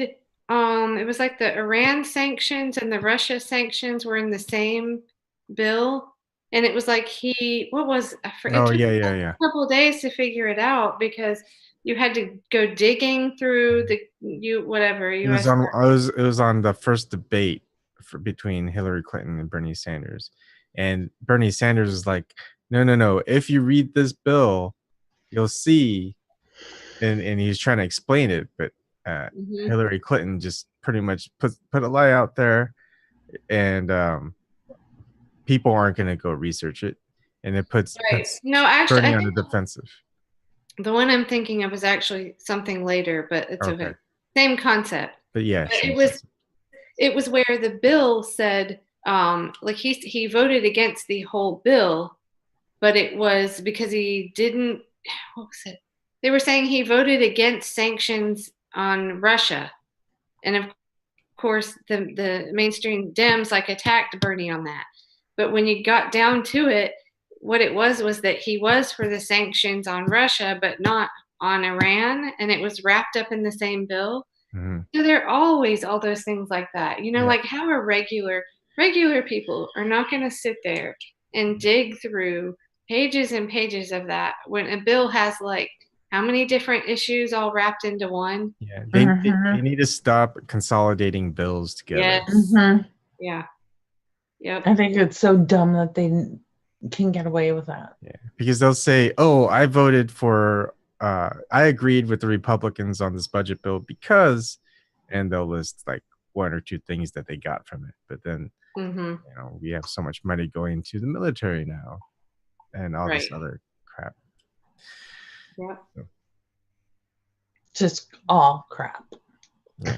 Well, I wish I'd been able to attend more of these, but I think you get the idea. The overall flavor was definitely get money out of politics, no doubt about that. But it was just the overarching feel of it was very Democratic Party, Well, thanks, Kelley, for giving us all this info.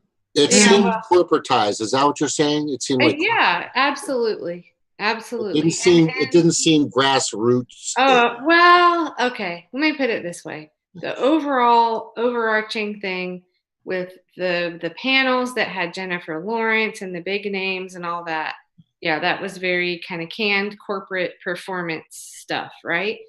I can't say that, obviously all these, there's a huge list, the number of people that were there in these little groups doing real work. And that is definitely grassroots. Yeah. But I would still say though, it's 95% of them, it looks like they're all Democrats though.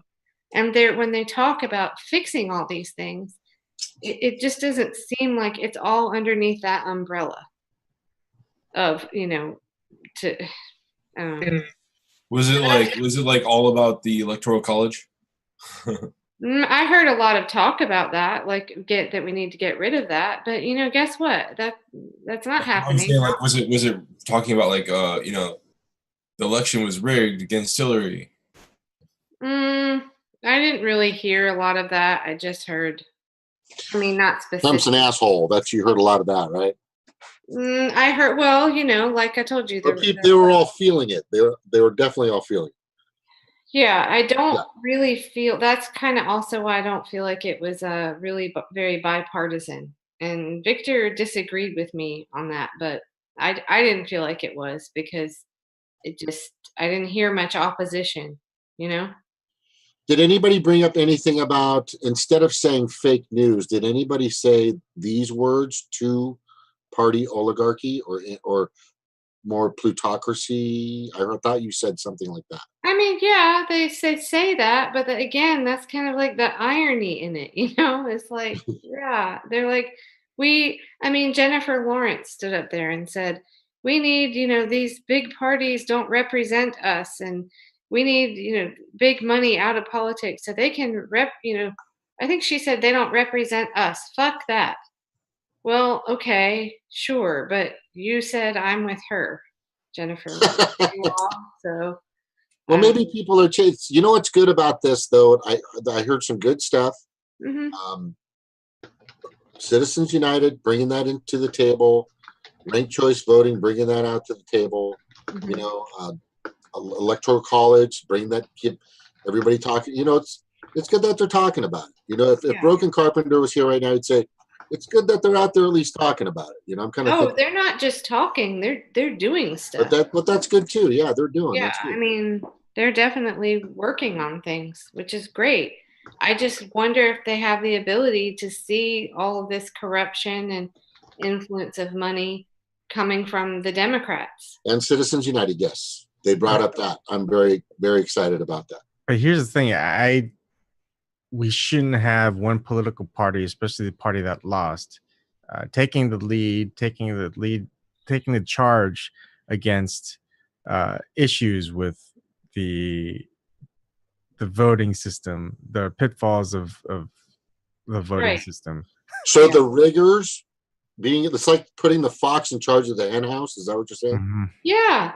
Well, I mean, really, how could it not have been the biggest story there that Tim Canova is suing? And that, do you know that they threw out those ballots after he had already requested them as part of like the investigation? They threw it out. They got rid of them after. They knew he was coming, so they baked a cake. But how that was not like the biggest story there, I don't understand. And that's my main point. And did anybody bring up Jared Beck or Elizabeth Beck getting the repeal or granted? I saw that on the Independent Voter Network website. So I didn't actually hear talk about it, but that group is pretty cool. I like them. They were probably the most, I mean, you just look at their website. They're not. Independent Voter website. I think I pulled it up before. I think it's in my list. Independent Voter Network. Bring it up. Yeah, they're good. I like them. And I would. What about the typing? Hey, did you guys know I saw Bram at a Green Party meeting this Sunday? I heard that. Cool. He's a cool guy, man. We were listening to this guy named Mike Feinstein, no relation to Dianne Feinstein. Good. Great stuff. He was right on. But we were just watching, listening, and then as soon as it was done, he had to go and take off. But it was good to meet him. It's good to like put a physical, tangible person to this virtual thing that we do. Mm-hmm. We should, like you keep saying, we should have like our own summit. We should have like a Vegas summit. I want to go to Vegas. That's what. Yeah. Guys need to come to Tennessee. Where in Tennessee are you? Just outside of Nashville in Cannon County. We'll pull all our money together at the roulette table on green. There you go. Well, I think so far the best summit that I've been to, I've been to 3, so was definitely the People's Convergence in DC. The location was good at American University. I think that's a great spot for it's kind of in the middle, but that was the most really true grassroots independent like work and stuff that I heard. The People's Summit and Unrig the System definitely felt like a corporate Dem organized events. So yeah, I mean, the money?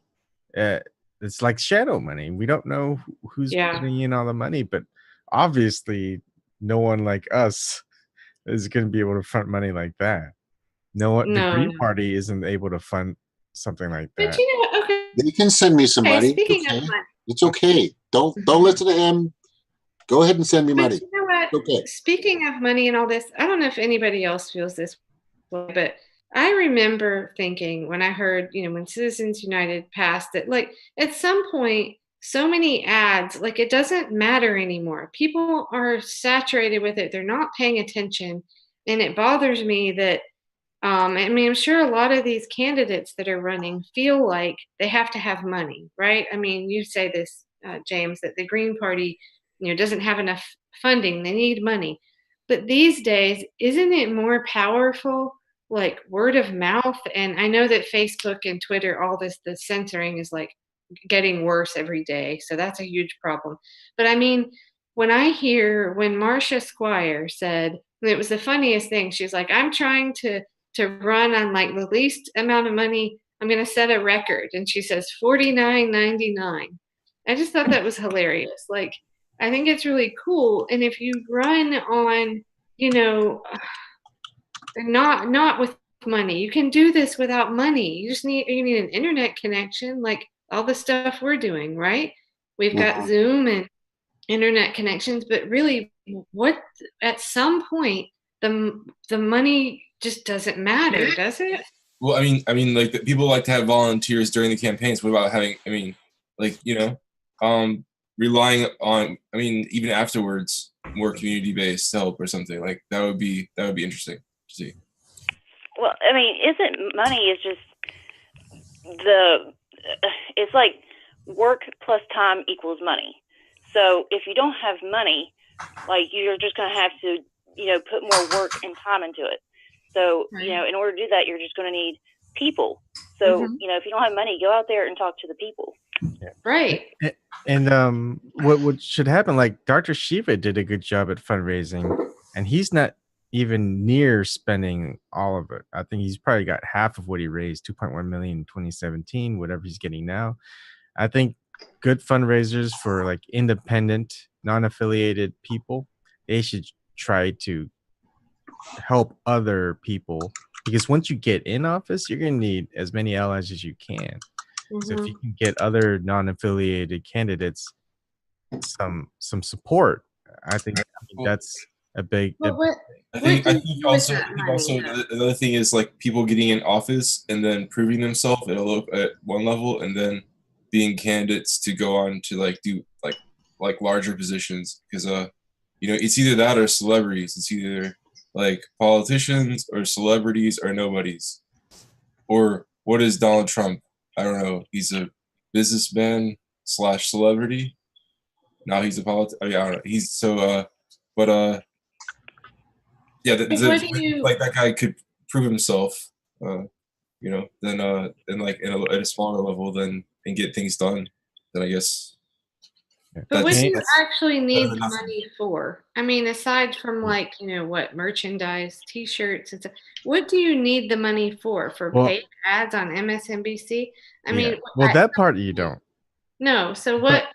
But to actually have a ground campaign where you can actually travel to different towns and actually have like town halls, so you can do a lot of on the road stuff, and that's what's actually important. Because if you look at Elizabeth Warren, she's not campaigning in Massachusetts very much. She's outside of Massachusetts raising money, and she's got a lot of money, but all that money is going into other Democrats, to national advertising, national spotlights, but the actual voters, that's in Massachusetts. She's not going to the rural areas within Massachusetts. She's not going to the small towns. She's settling on big national level and big populations within the greater Boston. She could lose. Wow. What is this? Number one, like currently, is this a current? Oh. This is August 17, 2017. But what I'm saying, and I tell you, it doesn't hurt to have a little money. Yeah. I don't want you guys to think that I think that money is the cure-all, but when it comes to the higher the position, especially POTUS, or let's especially a House position or a Senate position in Congress on the Hill, it's going to take a little money, because you're competing with a lot of what if you had a candidate like I always, we look at the hear money. These amounts. There's tons of money, all this money. When we hear these amounts, right? They're stupid, obscene amounts. What if advertising? Yeah, I know. So, but marketing. we can do by social media, except for the censorship. But what if, when you hear these amounts and you're like, my God, what could be done with that money? You could build a school. You could fix the water in Flint. What if a candidate, raised that money? But talk about good advertising. What if a candidate raised that money and took that money and fix the fucking water in Flint. Yeah, but you could Need a do bunch more. of You could do more plumbers. as president or in power. You could do more than that. So like to do it as a publicity stunt and then lose.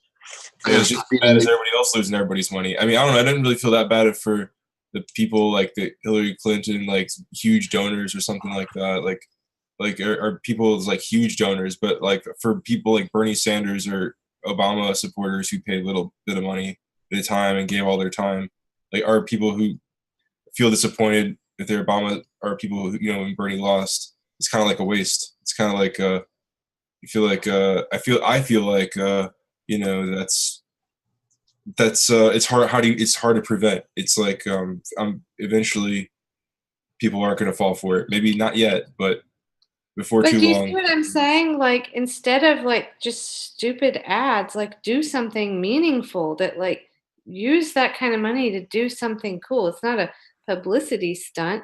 It would be actually doing something good. But the plus would be that it would get good publicity. I mean, imagine that. Yeah. And also it would make it to where, I mean, you run it against your opponent. You know, you say, well, look, you know, he's got all this money, and what's he doing with it? Look what I'm doing with the little money. Look how I can spend money. Look how, you know, I can be frivolous. You know, I know when to spend it and when to save it, you know, and I don't want your money. You know, if you want to help out a little bit, sure, but make that the secondary point. I mean, but I'd like to see results that are over time. And plus, people are getting to the point where, you know, they're getting tapped out. You know, I mean, and what you were saying, Ben, you know, they're burned. They don't want to donate anymore, or you know, they've already given and given and given. You know, all these media outlets. You know, you help out there, you help out here, and it's just like, damn, you know, I don't have anything left. Yeah, that's a great strategy, and I think people that should be used. Like, go to these towns. What are their problems? Do they have crumbling infrastructure? Do they have people who don't have jobs? We'll hire them for the campaign. Jack Johnson did a whole tour around the country, and every place that he played, he gave 100% of the proceeds to a local environmental charity at one point, back in 2010. I mean, I don't know. I think the idea is to a one-time fix. A one-time fix is what. Hold on, let Chad go. Chad go, please. Ben, let Chad go. He just wanted to say something. No, listen, the main thing really is just to be able to organize the resources, and once everybody is on board with the idea is to kind of circumvent, go around, you know, the bullshit, you know, system. You know, it's almost like buying stuff at wholesale or doing stuff ourselves, creating individually, you know, more entrepreneurs, more individual work base, and starting to, you know, share within that system. Right. I mean, imagine if Marcia Squire, for example, she's in Michigan, said, okay, I'm raising money for my campaign, and this is what I'm going to do with it. And she ended up donating all of it, whatever it is, to Flint and to fixing or I'm just using that as an example. It could be anything. So she's in Michigan. So fixing the water problem, giving people, you know, plumbers jobs, and imagine that, like. And you get maybe not from mainstream media press, but from independent media press. You're gonna get. Oh my God! Yeah. Because. Yeah, Stevie's right. People are tapped out after Bernie. They're like, I gave $27 when I couldn't afford it, you know, and like you get an email. Yeah, when you get an email from TYT, which was disgusting, asking for the same amount, $27. I mean, people are just like done with it. But if you said they just got bought, use this money to go fix the water in Flint or whatever other thing, you know, or help build this voter database, this thing, vote matrix revolution, you know, give people, like, because you want to know where your money's going. Because then what? Huh? Because then what? What do you mean? And what's your plan? What's your the policy? I mean, there's gotta be. I mean, there's got to be. It's all about using money for an end, for a purpose that's like smarter than some other purpose to use money for. So like if you use a bit of money, you use hundreds of thousands of dollars, whatever it was, to have run the right campaign. But milking people's money every so often and then and like losing is I think it's a shameful thing. Like I don't know. It's a stupid process. I think it's only cool if you win and then do what you said. No, look, even if you can say, look, you spent your campaign money on helping towns across wherever you're running for. Even if you lose, it's a win. Exactly. Because you're That's still a great point. This is what I'm going to show you this. I passed this out. This is why I love this pamphlet. I love when I worked for Bernie, I was passing this out. I don't know if the same was similar to this, but if you see it says, "Stop electing Wall Street." That all this crap about the money that Hillary got from Wall Street and all the money that Bernie got and all this other shit. But the thing is those are pamphlets. So there's direct marketing when you get something in the mail. There's also, going out and passing out feet to the street marketing, they call it. Hanging door hangers. There's all kinds of different ways of marketing your candidate. And some of it's effective and some of it's not that effective. But the more money you have, you just saw it. I posted the amount, $4 billion, 2017. That amount of money, somebody's going to reach just enough people in every media avenue that there is. Whether you're hanging it, whether you're mailing it, whether it's on video, you're trying to reach as many people in every different media aspect as possible. Every single source that's out there. You don't want to miss anything. You see what I'm saying? So this is where the money comes. This is what the money's used for. And the Green Party doesn't have that kind of fucking money. And a lot of other parties. $700,000 to the water. It's a one-time thing. If you give $700,000 to Snork and say build a factory that's going to help things, really something, then you have a long-term effect. And I agree. I'm just saying this is what they're doing. I agree with that. That's a brilliant idea. And go in and take your money that you're getting funded by, and you pull up in your 2012 Toyota truck instead of your limousine like some of these fuckers do, and pulling up in their G6 Lear jet. You pull up in your truck and you say, "Hey, all this money I have, I'm gonna write you a check. Can you just fix the water system for these people, please?" Well, how many votes is that? That's a good idea. And a few years later, maybe you can fix 20-fold that amount with the same money. So wait, Amanda, have a model to do that 10 times more. Amanda, were you wanting to say something? I saw you, or are you just fanning? I'm sorry, but my brain can't leave. What did you say about we win no matter what? Oh, I'm sorry, I just can't leave that. I'm saying if you spend your campaign money going across the state that you're in to try to get more awareness about your platform for your candidacy, you pour money into these towns to help fix infrastructure issues or whatever, that even if you don't win the candidacy, you're still doing good. You're still winning in the end. BRB. You're still making. I wonder what kind of laws. I'm sure there's laws in place about how you can spend your campaign money. Like that would be something to check on. Mm-hmm. But also, as far as like, when it comes to media, it's like people don't trust it anymore. Yeah. Nobody trusts the media. So if you have an ad that's playing on, the radio or on TV, that might actually hurt you a little bit, because you're running, and right after your ad, you're going to see your opponent's ad, and then it just becomes like this white noise thing. But if one of your coworkers or your neighbor or your mom or somebody says, "Hey, I just met this really phenomenal candidate, go check her out. Like, here's her website," that I think that would have more credibility. Exactly. And it's so we can thank Trump for, saying fake news so many times. So you're right. People don't believe it. And then you're basically sidestepping the whole process. Like we know it's a losing game, right? You can't beat that system. So you just say, never mind, I'm not playing. Why would I spend, take all this money from the people and then give it to these awful media companies to run my ads? It's just make them irrelevant. Yeah. Yeah, it's just doing something completely aside from what their normal rules of the game are. Money.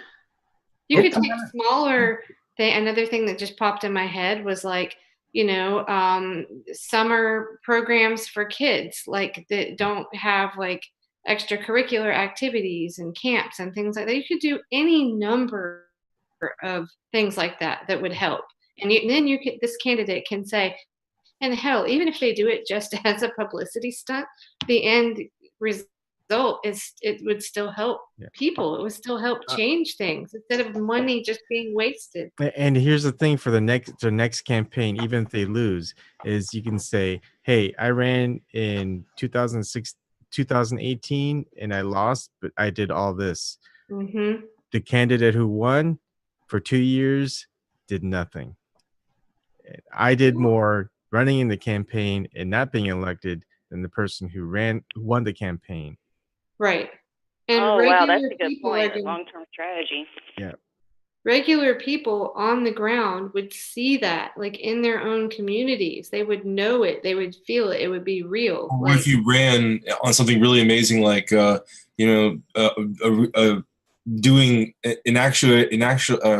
actualizing Obama's plan to like tax everybody who makes more than $200,000, and maybe at the same time set a flat tax for everybody who makes under $100,000, like at 10%, and then just like that's at 10%, and then closing down or cutting into loopholes and whatever else to and tax evasion, really things like that for like the upper class, and like to make the difference rather than people's healthcare.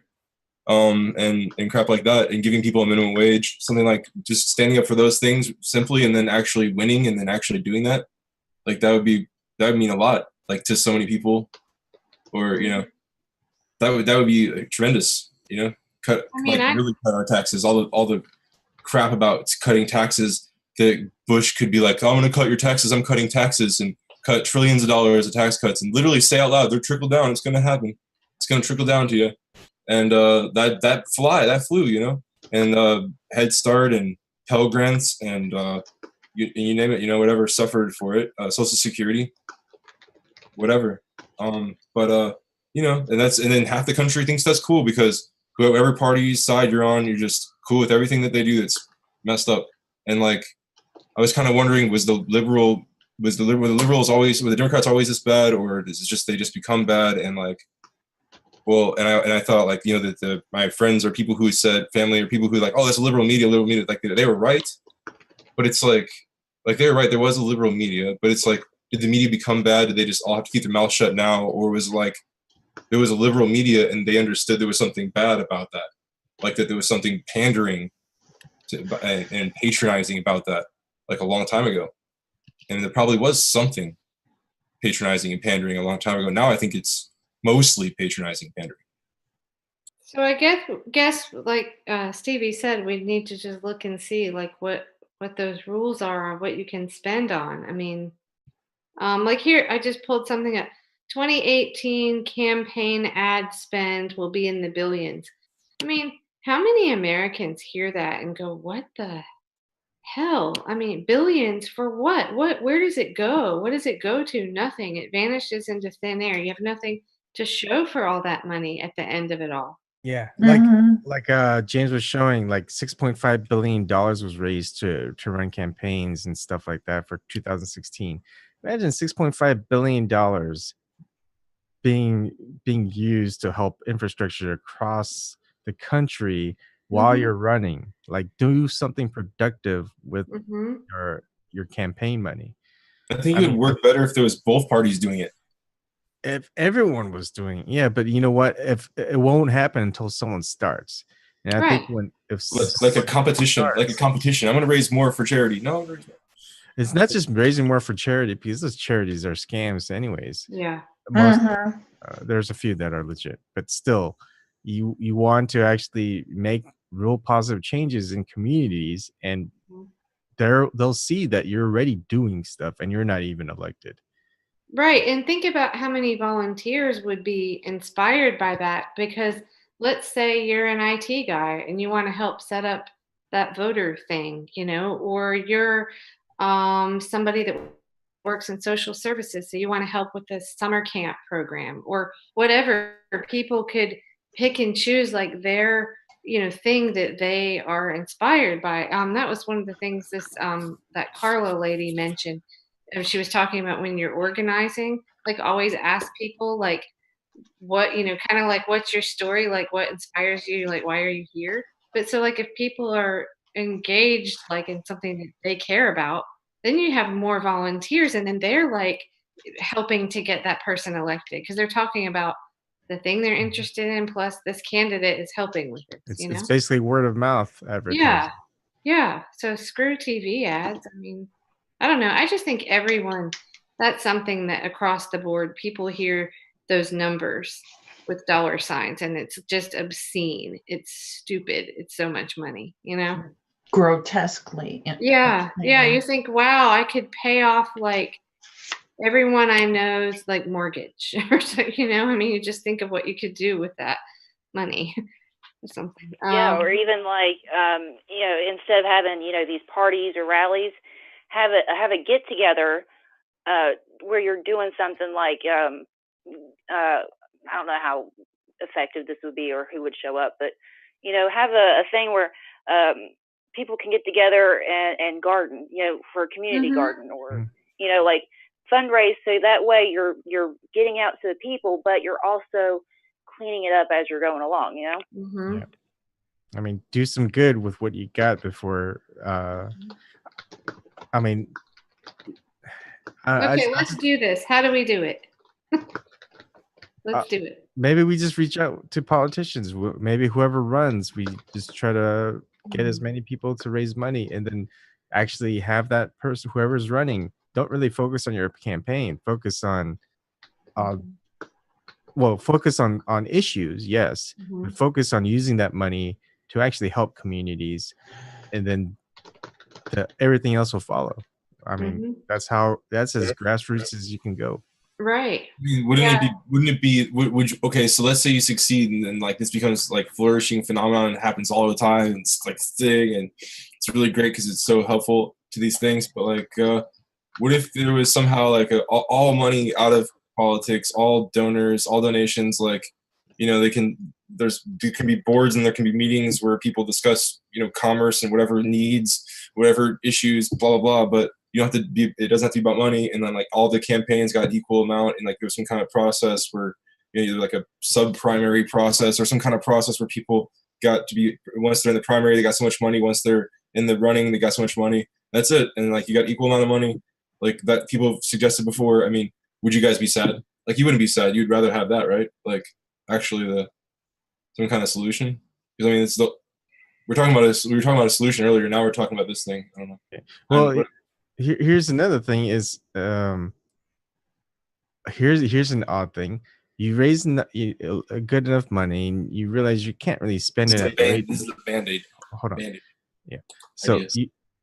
So you can't spend the money. You know that you're on the schedule of how much you're spending and when the actual voting is going to take place. What you do is, instead of spending that money, whatever, you can't do it, give it to a candidate to have them do the same thing. Another independent candidate, maybe a Green Party candidate, Libertarian candidate. What your message is, we want as many candidates as possible running so they can represent the most amount of people. And what you want to do is raise other people's platforms, and just, you want a fair race. You say, hey, I got this much money, I'm going to give it to my opponents. He or she's got some valid issues that I may not agree with, but I support their reasoning behind it. I don't think it'll work, and here's my reasoning, but you know what? I'd rather have this person win if I lose than these other candidates. So it's kind of like you're supporting you're supporting your opposition but you'd rather have that opposition win than the other candidates because yeah, it's like welcoming the challenge. Like you, I mean, it's like you're secure enough in your positions that it's like if I'm saying something wrong, I've got this other guy that's going to challenge me to make me a better candidate. Yeah. So like just recently, Victor asked me if I'd do a little, I don't know, couple minute kind of, I don't know, I guess ad or whatever, asking people to donate. And I'm like, I don't want to do that. Like, I just don't. If it were, because I think everybody's sick of being asked for money. But if it was like, these candidates here are raising money and we have this program, we're going to do X thing, whatever that, then I wouldn't have a problem with it. But otherwise, I'm just like, I don't want to ask people for money. I think if you're doing the right thing, you won't have to ask, and it would be really great to be beyond focusing on that. And another thing is maybe pool your money against other candidates that aren't like Republican or Democrats. It's like you're as an independent, or you've got Green Party, you got Libertarians. They're not raising enough money, but pool your money to go to the same places and have your own debates within that small town. Get the debates going and say, hey, Democrats, Republicans, you guys can come too. I mean, we're all chipping in our money, so chip in too. But you're invited, but I doubt you'll come, and you'll see that they probably won't come. Just look bad because they raised all this money and they're just gonna give it to Rachel Maddow. Yeah, I mean, it's a win-win, really. I don't know. We need to look into what the rules are about spending, I guess. Whatever. So if I have a million people and you have $3 million, I guess you're going to win the election, but it shouldn't be that way, right? Yeah. I mean, exposure is one thing, but we can't, like I said, we can't compete with the amount of money that the two-party oligarchy is raising. We can't. We have to think of alternatives, and we can't win the same way that they're already winning at. We can't win at their game where they're making the rules. Exactly. No, we just sidestep it and say, nope, we're doing our own thing. It depends who you're appealing to. I mean, like that's why the Bernie voter was the typical like $27, right? But one thing probably follows the other. Like if you had a million people, then you'd have money, right? So. Yeah. It's better to raise money from people that are local and giving it back to the communities in order to push what you're fighting for than giving it to big news media, which the money we just circulates outside the communities anyway. Right. Yeah, we're just lining the pockets. So yeah. Well, I'll look into it. I don't know how all that works with the, what is it, 529s. I don't know all that campaign law, how that works, what you can spend on and that kind of thing. I mean, I think it's spent on anything really, as long as it pertains to your campaign. I mean, I don't think they can say you can't spend it on, like, say, putting all that money on like a roulette table or something. It has to be put campaign. Right. So if you're using that campaign money to raise awareness for your campaign by creating, fixing up like roads in the town. Or unless you're building a casino. Yeah, you can't build a casino for an awareness. You can't build it. Yeah. I mean, it's not like private where you benefit. But if it's something public that benefits the public, right, do it to raise awareness. I don't see any pitfalls against it. But yeah, definitely something to look into, because that's a good strategy, good approach, I think, because I'm wondering if we can't start something like with the CFAR candidates. And instead of negative campaigns against people, what you do is positive campaigns against your opposition candidates. Right. It's like, hey, I support my candidate's position on this. I support my candidates on this. But here's the thing that I don't support it. And this is what I want you to make a decision as a citizen, is whether you would rather have this or that. Mm-hmm. Yeah. And talk about getting people engaged instead of just tuned out, right? Yeah. I mean, we all know we all hate these these attack ads. We also hate all these fake ads where it's like, I'm a Yeah. hunter. I've got Oh this. God. I got this hunting cap. I got a shotgun, and Or our children are watching. It's yeah, my favorite one. I got this pickup truck. I'm a countryman. Right. Yeah. Right. Duck Dynasty ads. Those are Yeah. good. All right. So hey, Ebon, when are you moving? We're driving down this weekend. I'm flying back and forth. I'll be like settling down, getting everything packed up and ready to move at end of March, end of April, depends on whether we get a house. Snork, we'll see if we can meet up on a road trip. Coming this weekend? Where are we leaving this weekend? What day do you think you'll get here? With 2 kids, 1 a baby, we're gonna have a lot of stops. So I don't know. You're going into a blizzard. Yep, we are. Wait, Omaha? Is that what you said? An hour and a half west of Omaha. Wow. Okay, but you know people, your wife's family or something Yeah, out there? they're all in Omaha mostly. There's some in Lincoln. There's some in South Dakota. He's gonna pass by me too. Yeah. I would like to stop by and visit, but we'll see. You're not gonna make it. If the weather's bad, get there. Yeah. I might stop down, have a sandwich with you in Iowa City, because you'll be passing right through there. Okay. Yeah, that'd be awesome. We'll do a live stream. We need to see what the weather's going to be like, whether it's how we're going to get. Yeah. So how many years have you been in Boston? 10 or 11, I think. Oh, okay. Yeah. Yeah. Are you? But you're excited. Yeah. You're not gonna miss it. You're ready to go. I'm gonna miss it. I mean, there's good things, bad things. Of course, any place. What's the drive? Like, what's the approximate sort of drive to like the nearest big town? Because there's like nothing out there, right? Yeah, there's nothing. Gas stations. Omaha is probably the closest city in Columbus. But there's a pizza place in York. That's good to know. Yeah. I mean, the situation is, I'm putting my full efforts. I don't have a job secured or anything. So I'm putting my full efforts into activism, media, my company's software, see how it goes. I have enough. You have a river. Yeah. I have enough experience and whatever knowledge that if I need to, I can fall back and get a job anywhere. Mm-hmm. Right.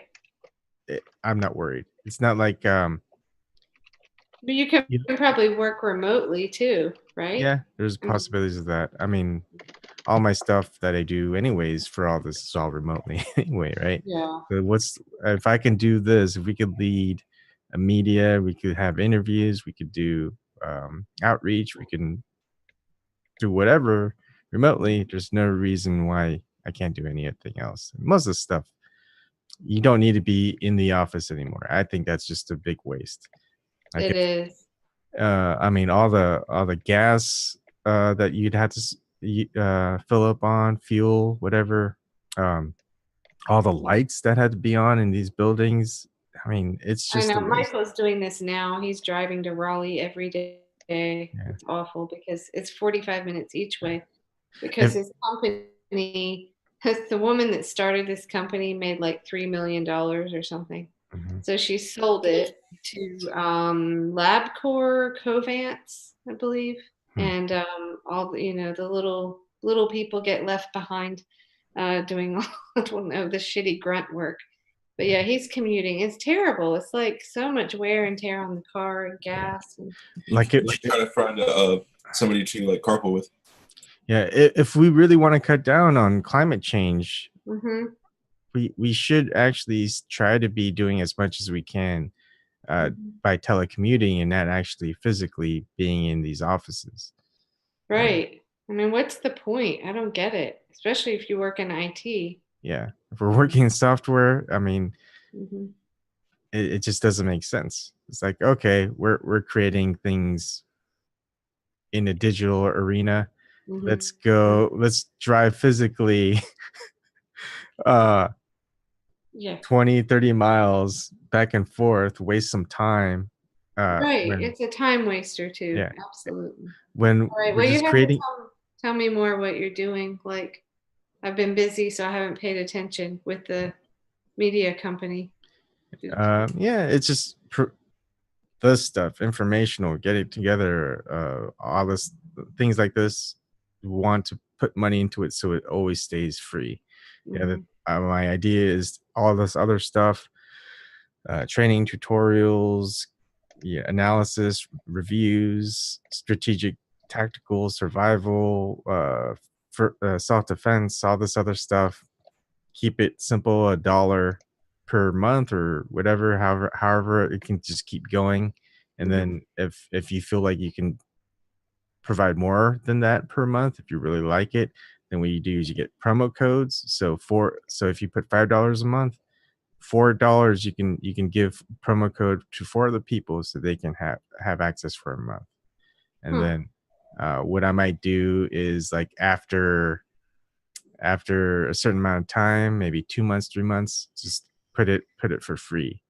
So basically you're just getting 2 months, if you don't want to wait 2 months for access. So and so some of the drama, I didn't even really know what all was going on, but you have a handle on some of the drama that flared up. That's all been worked out, whatever. Real quickly, I wanted to say that sounds like it's been well thought out. It's like sounds pretty good. I mean, you have some more rules and guidelines of how things are going to go, like the chats and stuff like that. Not really. Like, I think there's gonna be warnings. There's gonna be like a temporary suspension, but like, you keep it up, you're banned. So, like, it's sorry, baby's crying. So it's basically, you don't want to censor anyone else's right to speak. Like, if someone comes on and just wants to take the microphone, it's like, dude, there's 10 other people on here that want to talk. Don't hog the microphone. If if you can get on here, you can host your own YouTube. You can host your own stream. You don't have to take up our space, our time, and then call us out for preventing your right for free speech. We share the mic equally here. It's going to be interesting to see what, I mean, seems like recently Facebook has gotten even worse. Twitter, I mean, YouTube, all the controlling the information. That's really scary. I wonder how that's going to go. I know that Victor had, promoted a lot of things or posted things on Facebook. He keeps talking about being put in Facebook jail, where they like limit how much you can post or something. Like, why are we using Facebook? Like, I don't know. I hate Facebook anyway, but it just seems like we've got to have stuff. I mean, yeah, maybe what, building another, whether that's what you're doing. What is it? What is Steemit? I haven't been paying attention. So is that another platform for? Yeah, chat, it's like cryptocurrency driving it. I don't know all the details because I didn't explore, but it's, and then you've got a streaming area called DLive, and so you can stream. The only problem is once the stream is offline, you don't have access to it. So the alternative is to have not DLive, DTube. So DTube is like YouTube, except there's no streaming. So, but you can upload what you've done. So instead of posting it directly on Steemit, like upload videos to it, when I'm planning on doing, and I'll try to do a training session later, is you go ahead and restream on DLive, so people see that you're broadcasting live, can watch it. The only problems right now, and I've tested it, is you got a 20 to 30 second delay between what you're, like, if we're here, we're talking, people watching it, it's 20, 30 seconds difference. And also another thing is, if people are chatting, and we have a lot of people who like to chat on the live chat, is if once they submit something, they have to wait 20 seconds before they could submit something else. So there's by the time they want to type in, they can come on camera and talk. Yeah, some people don't want to do that. Okay, well, without the video, you can come on and talk with your voice. Yeah. But and then I wouldn't see that as a drawback, but that my position on that. Yeah. But no, that's good that you're finding other avenues, because I really, I mean, I keep seeing like Jimmy Dore's had people unsubscribed, and like Victor and Facebook. They're really trying to crack down on all that. Yeah. The powers that be. Whoever that is. My main YouTube page, I mean, I've got good, excellent standing, but my live stream is terminated because the Weather Channel, you play snippets or whatever, and someone manually from the Weather Channel submitted that, hey, this is copyright. Your live stream isn't allowed anymore. The Weather Channel. Yeah, the Weather. Wow, the Weather Channel. That is so weird. Yeah. Well, it's just a matter of time. I mean, the powers that be can't stop this. I mean, it's inconvenient, I think, right now, but I know there are enough people like you, Ebon, out there that will find the workarounds for it, right? Hopefully. Yeah, I mean, tech will get better. The more strict places are, like platforms are, the more push there will be for decentralization. And then there's just going to be, once it gets too out of control, you're going to see bigger push in laws, like the entire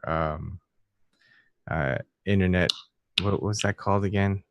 My mind's mush. Oh, net neutrality. Net neutrality, right? They're going to want to push things to stem freedom, internet freedom. Oh, that was another big thing that was talked about at Unrig, was the foreign, where you have to register as a foreign agent. That whole bit. We talked about that in the From Russia with Facebook panel, and I heard it a couple other places, like just how important it was. And that I just don't understand, the libertarian guy said something about, do you not get how this is actually stifling dissent all over, I think it's mainly to stifle dissent on the left, but I was just going to mention that there's a guy that got 10 years in jail or 14 years in jail in Vietnam for criticizing a chemical plant or something, or no, some kind of steel plant or something like that. So I thought that was, I mean, it's I got a big, long, heated, very drunken argument discussion, this Australian guy once, and he was just like, it's really, he's just like, with the United States, though, they have, you have their, like, just like written into your constitution, the right to protest and the right to do all these things or whatever, basically. So, it's pretty, we shouldn't take it for granted. And, eventually somebody here could go to jail for criticizing fracking or some, something like that. I like what James was at, criticizing waste storage or something. It's fine. They can come after me as much as they want. I'm going to go after them when I come out. I'll go after them when I'm in jail, prison, whatever. I'm just going to keep fighting. And the harder they push, the harder I push back. That's as simple as it is. I mean, if they're going after you anyways, you're either going to fold or you're going to fight back. So if you fold, what's the whole point of doing this anyway? Right. There was a factory in southern China somewhere about 3 or 4 years ago, and they were citing like that there was some other village where they built this same factory and they had all these incidents, these cancers or whatever. So they were citing this, right? And they had this big protest, and then all of a sudden there was like this viral video where like there were like 150 or 120 guys in like black like military stuff just like came and suppressed the rebellion. You never heard anything else about it. That's how it went down in China with that one. Speaking of crazy shit, they just didn't want. They were going to build it like next to the school and stuff, and they're like going to be building it next to these schools, next to these communities, and they're like, we know what happened in these other cities. We don't want that here. So here's the YouTube. Look at my copyright status. Very happy. Guideline status. Very happy. Live streaming disabled. And then if you look at the what it is. Content, manually detected content. So it wasn't even an algorithm. Claimant, Weather Channel. Angelia.henderson@weathergroup.com. Policy, video taken down. I could submit counter notification, but if I submit counter notification, they could sue me. Request retraction, I'd have to just contact them and say blah, blah, blah. Basically, yeah, main account down. Oh. And of course, my standing is superb. Have you looked to see if you could find her Weather on Channel Facebook and stuff? Was that? Have you looked to see if you could find this person, like on Facebook and stuff? I don't care. I want to migrate anyway. I don't want any ads. I'm trying to limit the revenue that YouTube gets or Google, limit the revenue that eventually Twitter will get with Periscope. You know, that's why switching to Gab, switching to Steemit, limit the revenue that Patreon will get, limit everything that if we really want to divest, if you really want, not just banks, but if you want to divest from independent media, to giving more money towards mainstream corporations, mainstream media supporters, then we need to also divest in getting them a big chunk of money for what content creators do. YouTube revenue, they get like 55%, content creators 45%, even Super Chat, same thing. Patreon gets a big cut. So yeah, if we really want to prevent the big corporations to taking, I mean, if we really want to stop big media conglomerates, you got to tell everyone that you're watching, all the Patreon people that you're paying money into, is leave. Find alternatives where the content creator gets the majority of the money. None of it's getting cut back into the big media. Yep. Stop playing their game. Yeah. Holly Seeliger was mentioning that people gave her stuff, like sent it to her PO box, and you know, it'd be cool if like you could, like, I have like some products, like really like local products and really small businesses and stuff that like I'd like to promote or like send people that I liked, you know. So like, I don't know, there's something anywhere, if there's anything to that anywhere, but like somehow starting something like donating like items to people. But I don't know, there's this whole anecdote or little story, like, you know, if you really like avocados and then you try to give avocado to me, but I don't like avocados, but you really think I like avocados because you like avocados, but I don't want it. Like, is it really a good thing? Are you really doing a nice thing for me? Like, and like for me, I can say one thing for sure. However long I've been doing this, I've not taken 1 cent. I did that fundraising thing with Tim Black, but all the money that anyone donated has gone back to them. And that if anything, Ebon, you're like sending people cameras and you're donating. I know, but thank you. You're modest about it. And I know you don't do it for, you know, but thank you. I mean, I have a decent camera here. Yeah, me too. I mean, it's like, I just want to give him a big hug. I mean, this was bugging me more than anything. It was the camera and the mic issue. And now the mic issue is good. So I know this is kind of an abrupt change of subject and it's really late, so we should probably go pretty soon. But have you guys discussed, you guys hear about the white package of, I don't know if it was anthrax or whatever was sent to they're still investigating it. Julian Assange, right? Yeah. It hasn't come back from the lab yet, the official. Oh, okay. And well, it's good to talk to all of you. I think I was having a little bit of like the summit was good, but a little bit of like just, I don't know, like anger and frustration at the fact that, you know, there wasn't more talk about the election rigging, and we still don't have just justice in general, you know, and it's hard not to get like disheartened, you know. And we spent actually a lot of time in the car listening to Randy Credico. Have you guys tuned into his radio show? And I haven't listened. I've listened to a few, but yeah. It's so good. And he's like interviewing Assange and Craig Murray. if I don't know if you guys remember Craig Murray, anybody? He's the guy that basically said, I can't remember the exact quote, but like he knew it wasn't a hack. And he alludes to, I mean, you can read between the lines on who he's talking about. But anyway, he also interviewed John Pilger. So that was good to like hear all of that. But I was just kind of feeling like, my God, that same sense I think we all have is like, when is this shit gonna stop? When is there gonna be justice? When is this gonna fall down? Like how long can this Russia story go? How long?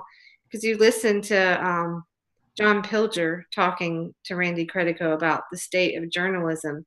And while it's really good to hear someone talking sense and just spelling out exactly how much propaganda we're dealing with in this country, it's also like, it's so disheartening to realize that it just keeps going and people are just still brainwashed by it, Isn't it? Yeah. I don't know. It bothers me, but I always. Oh, go ahead, James. Okay, I got the answer for you in regards to Russia Gate. I got to show you real quick. Okay. Russia. This is how long they're going to carry this shit. I'm going to show you. This is the facts. This is the facts. I'm going to show you. Ready? I'm going to pull my hair out over this. Yeah, this is anxiety shit. I know, it's pretty sad, but you got to watch this. This is important. No sound. No sound, James. James. So stop the share. Stop the share. Okay. Now, when you click on the share button on the bottom of it are going to be two radio selections. One of it is going to be share computer sound. Check that box. Okay. Okay. Now go and share. Wait. Stop. Let me do that. Hold on. I'm going to do that. Okay. Go on the bottom share. And then it's going to say share computer sound. Oh, look at that. It's so cute. Okay, here we go. Ready? Right, you stop sharing. Then I stop sharing. Okay, of course. Come on, Joey. So this is Ebon. He helps all of us. Myrtle asked the cops how long he had to keep the beast chained up like a slave. They said until forever.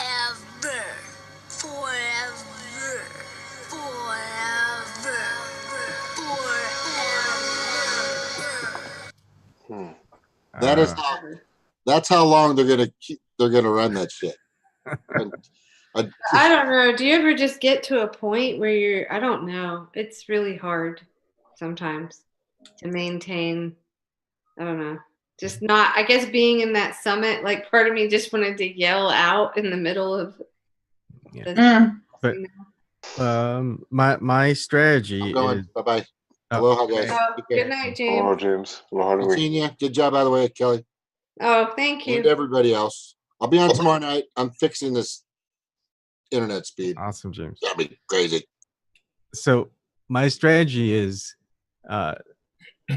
do things that they haven't faced before because they'll have a hard time adjusting to it. Any type of big system. Two is rather than destroy people who don't support us or fight them, is to convert them.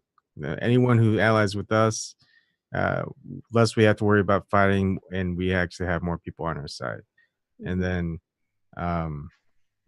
it's rather than using the same strategy as the opposition, which is divide and conquer, we actually need to just unite as however much we can, and just keep everything together. Find the common denominators that'll keep us together, because what it is they're gonna find differences.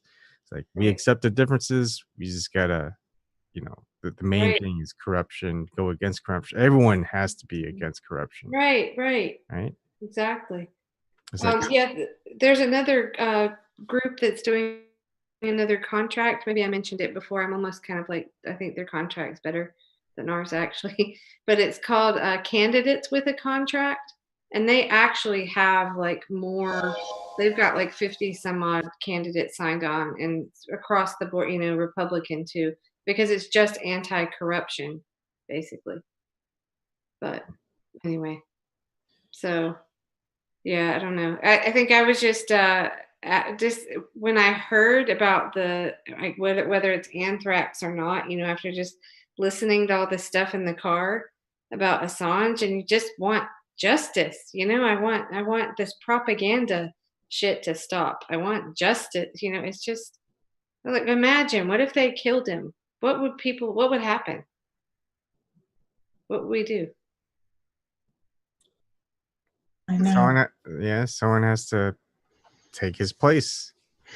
I mean, he's the one fighting so many things. Everyone looks up to him. But who's willing? It's just like remember in the war, the flag bearer. The flag bearer goes down, someone else has to step up, take his place, like the movie Glory. It's the same thing. It's you know, someone has to step up and fill that place, otherwise there's people just get lost and confused. It's that weird leadership herd mentality of humans and leadership and followers. Yeah, it would be nice. Well, go ahead. I keep thinking, I know you don't watch cable news, and I don't either, except what I can get, you know, on Twitter or YouTube, but I keep thinking, well, surely the shit's gonna fall down now. I mean, Hannity did this big thing on the memo, and you know, we keep thinking it's gonna collapse, right? Or you're just grinning, Snort? Are you laughing at me saying that? I mean, how can it really keep going? Sorry, I'm having an argument with the cat. Oh, I'm so okay. No, I just wonder how it can keep going this way. That maybe there's enough push. Maybe it's from the right. I don't know. That's what goes through my head. You mirror what goes through my head. It's like, then I end up saying, I don't know, at the end of all my mind. I mean, it's I think we need to stop with the superhero mentality, and I think that's what the superhero movies are kind of making it worse in a way, because we're expecting a Jesus to save us, expecting like Captain America to save us. It's like, why can't we just, you know, roll up our sleeves, hitch up our boots, whatever you call it, and just get to work on ourselves. Wait up, Batman's real. We've got to have a moment though when somebody in the news says you know, have you no decency, sir, about the McCarthyist crap. I mean, doesn't it have? I mean, I think enough people's eyes are open, aren't they? Or am I just? I don't know. No, I don't think so. It's it's like a relativistic version of woke. It's like, yeah, I'm woke. I'm with President Trump. He's can be our savior. He's right. I know. Yeah. I hear you. Or I'm woke. No, I'm with her. It's like, I mean, like I thought Elon Musk was gonna like launch that car into orbit of Mars, like that we would kind of be there or something. I thought that was what they said originally. Maybe not. I know it's a big photo op and wonderful thing, and haha, yay. Well, I don't know what the point is and the purpose is, but he didn't succeed in putting it in orbit. Now it's like heading towards the asteroid belt. So yeah, could have gave me that car. I drove it. Well, if you want to hear some real journalism and just facts. It's 2017. It's 2017. Like, I mean, Ben, can you please not interrupt when? Sorry. Okay, maybe he didn't hear me. I was just gonna say, if you want to hear some real journalism, some great interviews, and just the facts and great analysis, I highly recommend listening to Randy Credico's interviews. They're really great, and they're long. So if you're driving, whatever, it's great to listen to. But I don't know, where are you guys going for information? I'm looking through YouTube, wherever, just searching for anyone who speaks out. Like if you haven't seen it yet, like at the interview with Political Avenger, like at the interview with Chuck Morris. I mean, they're not like us, but they're they're hitting high with just the corruption and just the fact that people, even leaders on very held in very high regard, on like even liberals said, like what's his name, the author, keep forgetting his name. I don't know why I'm forgetting his name. What book? Plenty of books. He's got glasses. It's old. You're talking about Chris Hedges? No. Man. Chomsky? Sorry. Yeah, and Noam Chomsky. Yeah. Noam Chomsky. Yeah. Sorry, I've been here for what? It's late. It's very late. Well, yeah, I started. Anyways, what I was just trying to say is like they are starting to kind of refuse to talking to anyone that kind of just has a different viewpoint. Like it used to be you just have debates, conversations with different views, and you illustrate your views and why it's valid, and when someone has an opinion of why it's not valid and what they are saying would be a better solution, and then you have a rebuttal. So it's just like a friendly conversational debate. Now it's like these conversations aren't being had. It's kind of refused. It's like, no, it's this stance is correct. Whatever you have thoughts against it is wrong. It's like you're refusing to just listen to differences of opinion. Sorry, yeah, it's just really scary trying to find credible places to look. I wanted to find out once I got out of the conference about the FISA memo, and I really didn't know where to go. Finally, Max Blumenthal, they did a video on it, but I don't know what is any of your take on that? The FISA I want to say something about what Ebon was saying. There could be a good instance of that though. Like if you were refusing to talk to someone back in the abolitionist age when slavery was still, happening, and somebody just was for slavery, you just refuse to talk to them. I think that would be a good instance. Or if it was 100 years ago or a couple hundred years ago in Europe, you had people in cages and zoos, and you had people measuring people's heads and saying that these people are like, just like the guy said from Australia, Matt, or was saying that people thought of the Aborigines as like in between animals or something. So it's like if you were talking to those people and they were talking like that, Ebon, like you're just like, no, you're absolutely wrong, I don't want to talk to you. But it's like the people nowadays, they're equating being a Trump supporter with like that's their own like plight that they're going through, that they have to live through that age of like people that aren't PC enough. But it's not really a fair estimation, like equating those things and going through that drama. It's actually like self-indulgent, like it's like a vain, pompous, vapid, I don't know, stupor that they're in, actually.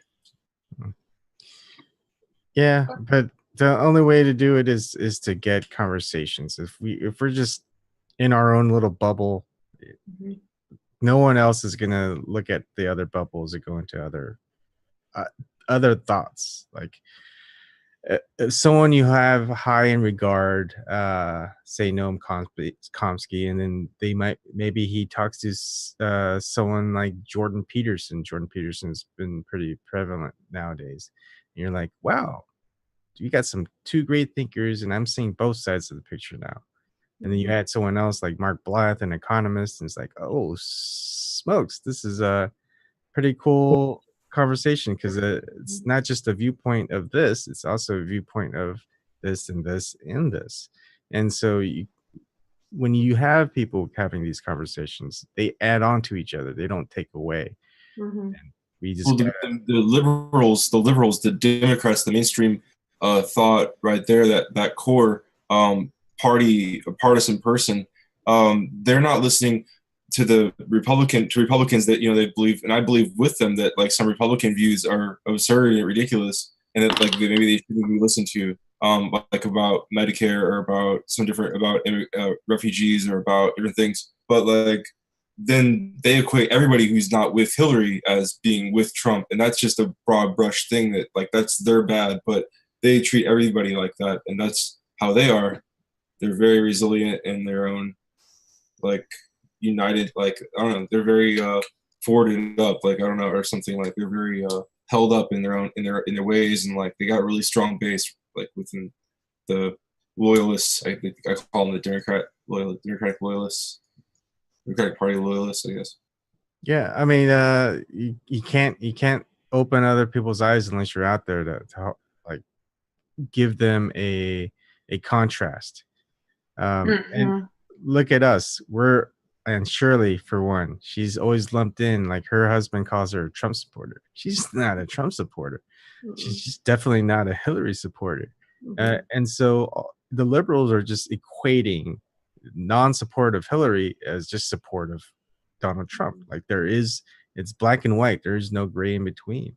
Like they don't know who Gary Johnson is. They don't know who Jill Stein is. All they say is, yeah, they're just crazies. Who wants these crazies when you can have Hillary? Like they don't see a contrast, because all they see is the opposite, the polar opposite. Right. It's that team sports mentality. Yeah. But as that just is, I don't know, just keeps going, it becomes harder and harder, I just think, to find the right and play sources that you can trust. So, you know, I mean, there's all kinds of crazy shit circulating. Whatever this QAnon thing is, I heard Jamarl talking, but somebody called in, was talking about it, and said that just anybody can go in and like edit that. I mean, I don't know. I guess a lot of people are getting information from that. Yeah, I mean, wikis can beat the same. Yeah. Is this? What is this Q? Do you know anything about that? QAnon is. No, I'd rather not say, because I don't really I haven't looked into it. I've heard late anyway, but rationalize it like other people's views on what QAnon is, but I don't want to go on based on other people's opinions and not based on what I didn't research. I wanted to say that I had an idea for Stork. I was thinking that like it's so important to get reliable information, or like good knowledge or good facts or something. Like he has such a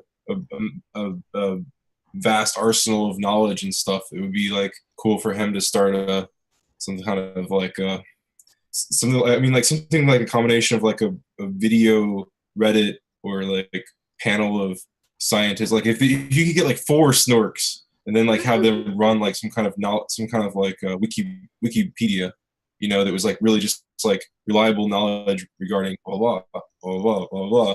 And just like more authoritative like knowledge in his fields, in science, just general science knowledge. Like that, I mean, it's probably already out there on the internet, but it would be cool that if everything within some web page or body of work was all up on some level of, you know, quality guaranteed. You know, I got a project like that coming up.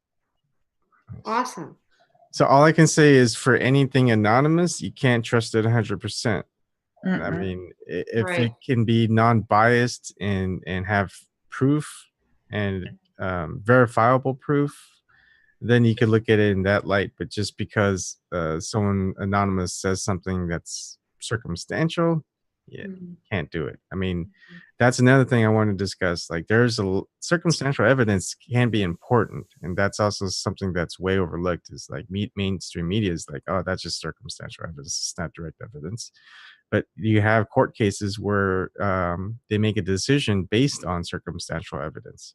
It's like, say, a truck, like one instance is a truck driver and just someone driving a car, and they ran into each other, and they're just, he said, she said, truck driver and a car driver. And so who do you believe?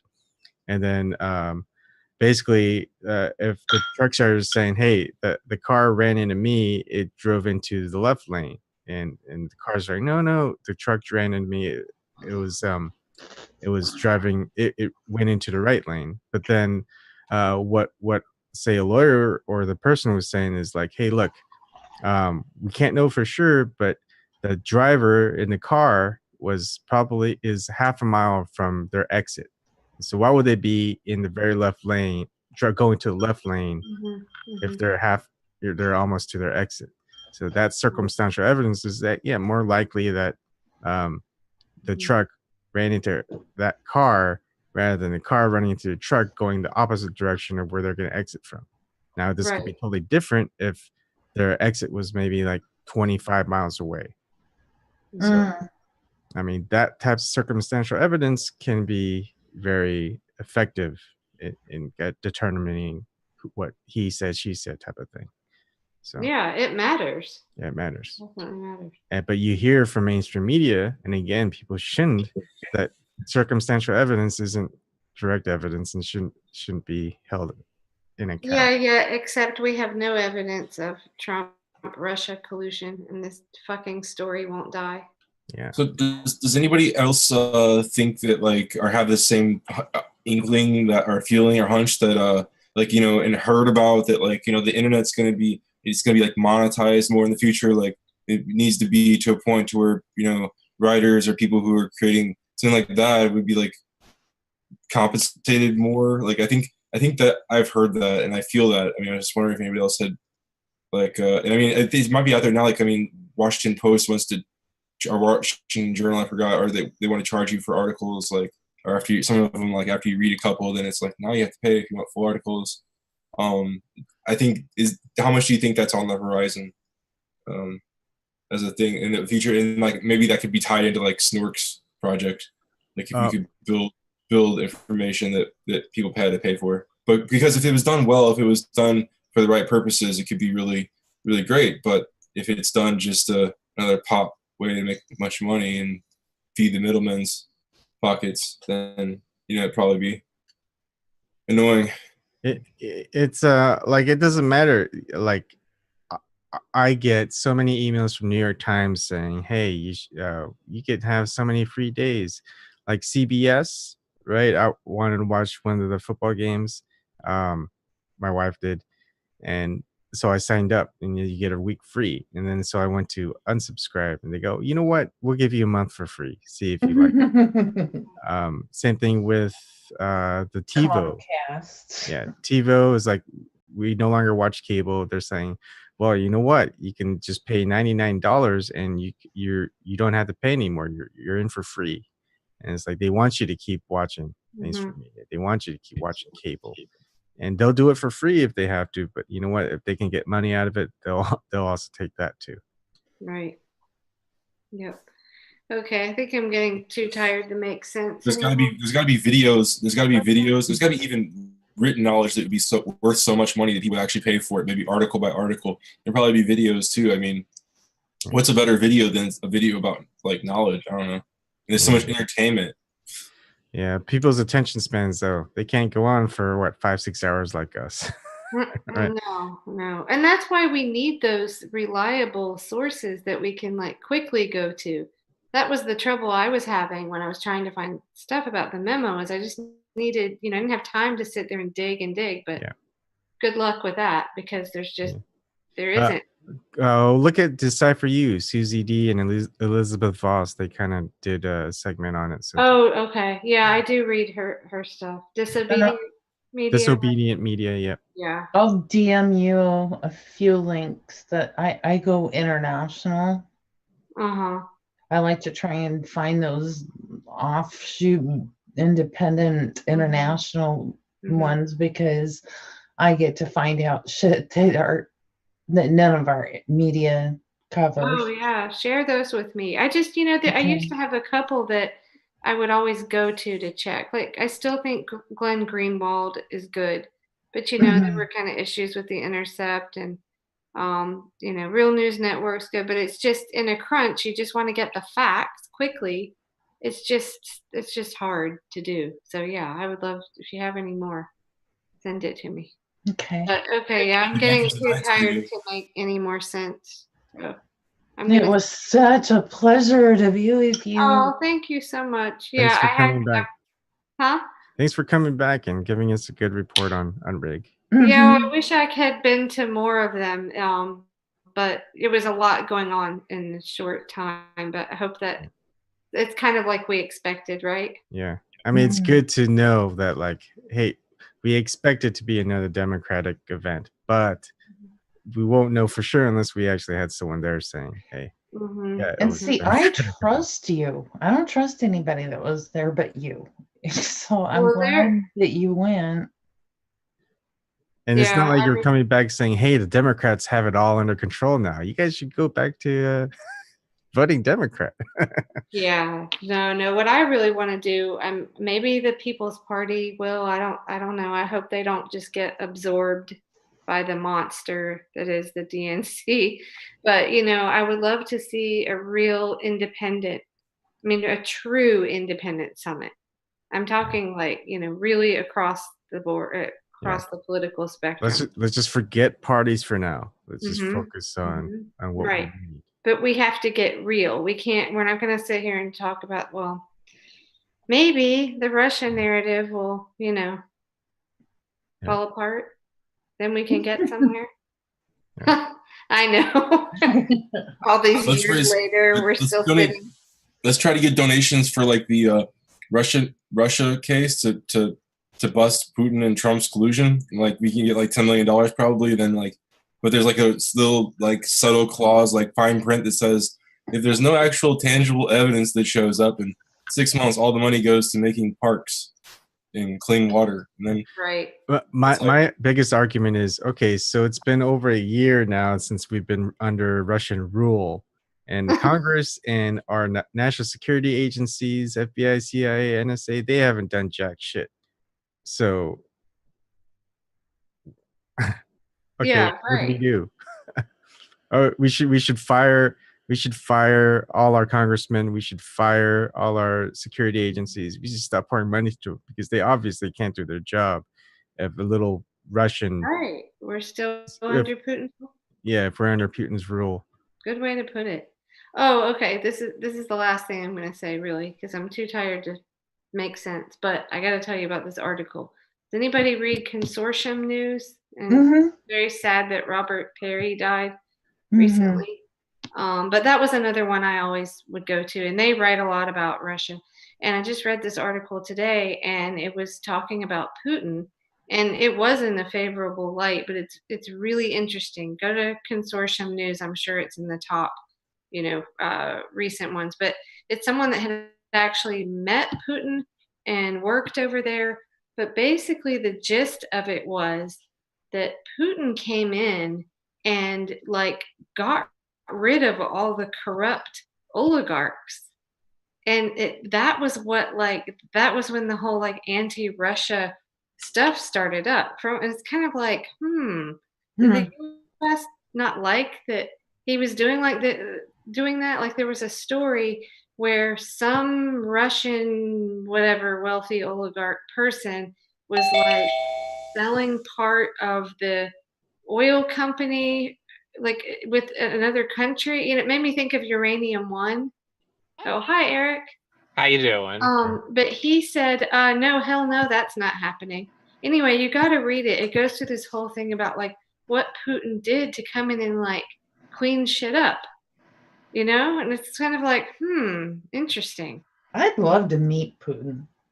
I mean, I'm not saying I'm, I joke about being a Putin puppet, but I just thought it was very interesting because it was all about what he did to clean things up and say, no, this isn't happening anymore. And then they actually talked to someone that knew him from when he was a young kid, and they said he was poor, and that he would stand up to bullies that would bully other kids on the playground.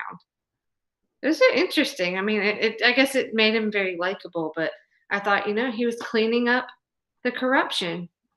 And yeah, I mean, we know how much our media lies to us, so it kind of makes you double think. It's is everything they're telling about Putin true? Are they not? And that Putin didn't chop down a cherry tree. Well, I've got childhood friends that moved to Russia, and I still am in contact with them. A band that I was a part of for a year over here, they went back to Russia. They had to go back, and they love Putin. I know. I talked to some people who are Russian, and they said they don't like Putin. So yeah, that's what my friend here, the mom friend. Do they say they don't like them, or do they hate them? I mean, I don't see hate. I'll have to ask again.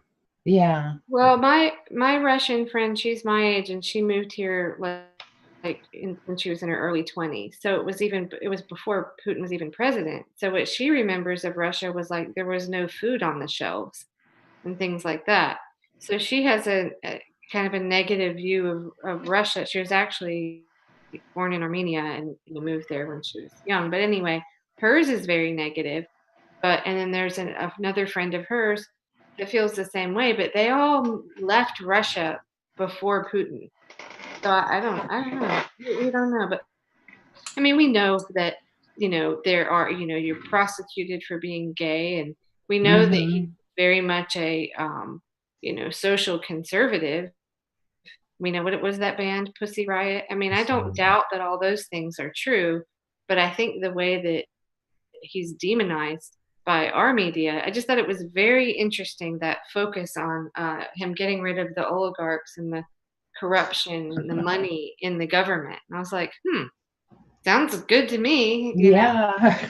Hey, Eric, do you want to show Kelley your hat? Because she hasn't seen it yet. I bought it for satirical purposes. Okay. I love how he does a disclaimer every time. Yes, Okay. I bought it for satirical purposes, and it's meant to offend people. So I'm gonna show. Awesome. I'm gonna show. Okay. Because apparently offending somebody. Oh my God! Do you have a pussy hat? Oh, no, even better. Okay. You should get one too. He would look so cute. You put a pussy hat over the MAGA hat. Oh, you blew it. Oh my God! I should crochet you a pussy hat, Eric. Yes, it would look so adorable in one. Yes, just so I could just offend people. That's since really funny. people get offended by the hat. Well, you know what? I should have gotten someone to take a picture of me when we were in Florida at my sister's house, and my brother-in-law had a hat that said Trump, finally someone with balls. And as a joke, I was wearing it that night, like at this bonfire. And my niece was just looking at me like, what the hell? I'm like, it's a joke. Exactly. Yes, I could just bring this and just put it on and see if I could just offend people. Mm-hmm. Those are made in China, right? Nope, it's That would be ironic. No, it's an official one. It was made in USA. Oh, okay. Wasn't there some stink about that all his merchandise was made in China, or was that just made up? Maybe that was made up. Who knows? The materials could be made in China, and then it could just be brought over to the U.S. and sewn together here or whatever. So I went over to Qingdao, China in 2008 when the Olympics was going on, and there was like a port.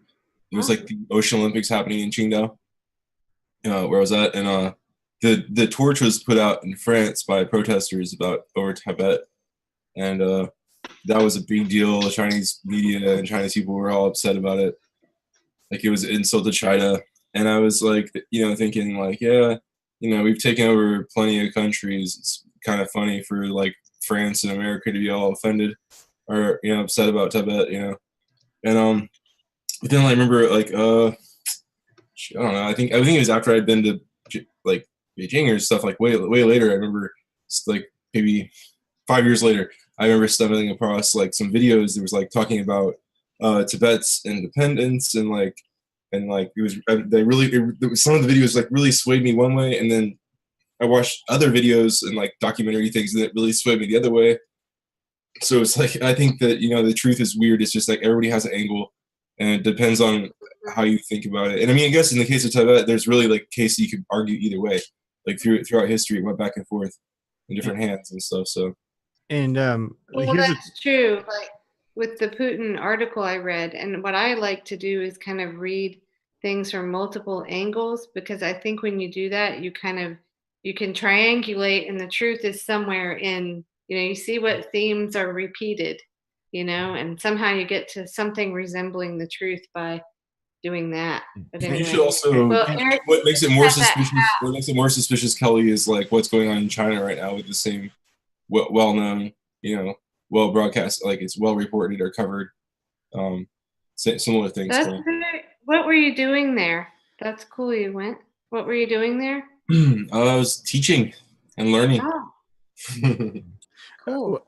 One of the things I think that's also misleading is when we have our final product and it says it's made in China, made in USA, made in wherever, it's that made in tag is based on the final product of where it's made.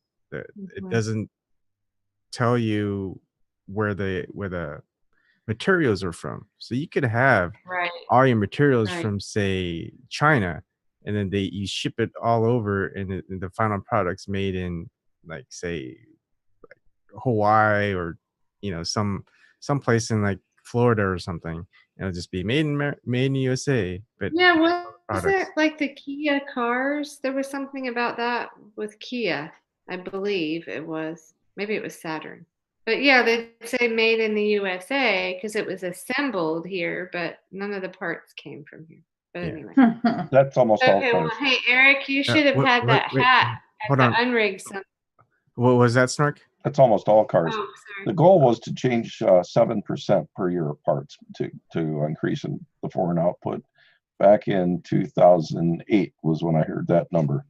And in 2008, we were at a little over 20,000 of the 27,000 parts in a standard American car, average American car, were made offshore.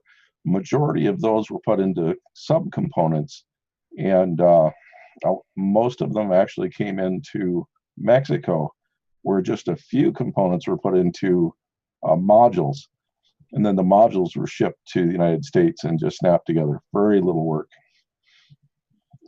Just a few percentage of the pieces was put together in the United States. Yeah. So you gotta watch out for the made in USA sometimes. All right, I'm gonna go sleep. But hey, Eric, you should have had that hat at the Unrig Summit. I would have been like, people are gonna get these hats on again for 2020, but like, we're gonna put them on, and we're like, you know what? If you're not willing to change anything, then you're gonna see this once again, and you're gonna get offended by this once again. Yeah, could be. 2018 will tell us a lot, I think. But, definitely. This is going to be an exciting year. Yeah. Okay. Good night, everybody. Night. It was Kelley. good to see you, Kelley. You take care. Right, Have thanks a good for coming one. on. Night. Bye. Good night. So do you guys want to keep going? I think I need to get back and just sleep. But if you guys want to keep going, I'm going to end the stream and just do an open topic. Anything goes. You guys okay? Sure. I'm just working in other screens. Whatever you guys want to do is fine with me. Okay. So I'm going to stop the stream real quick, everybody, and I'm going to do open topic.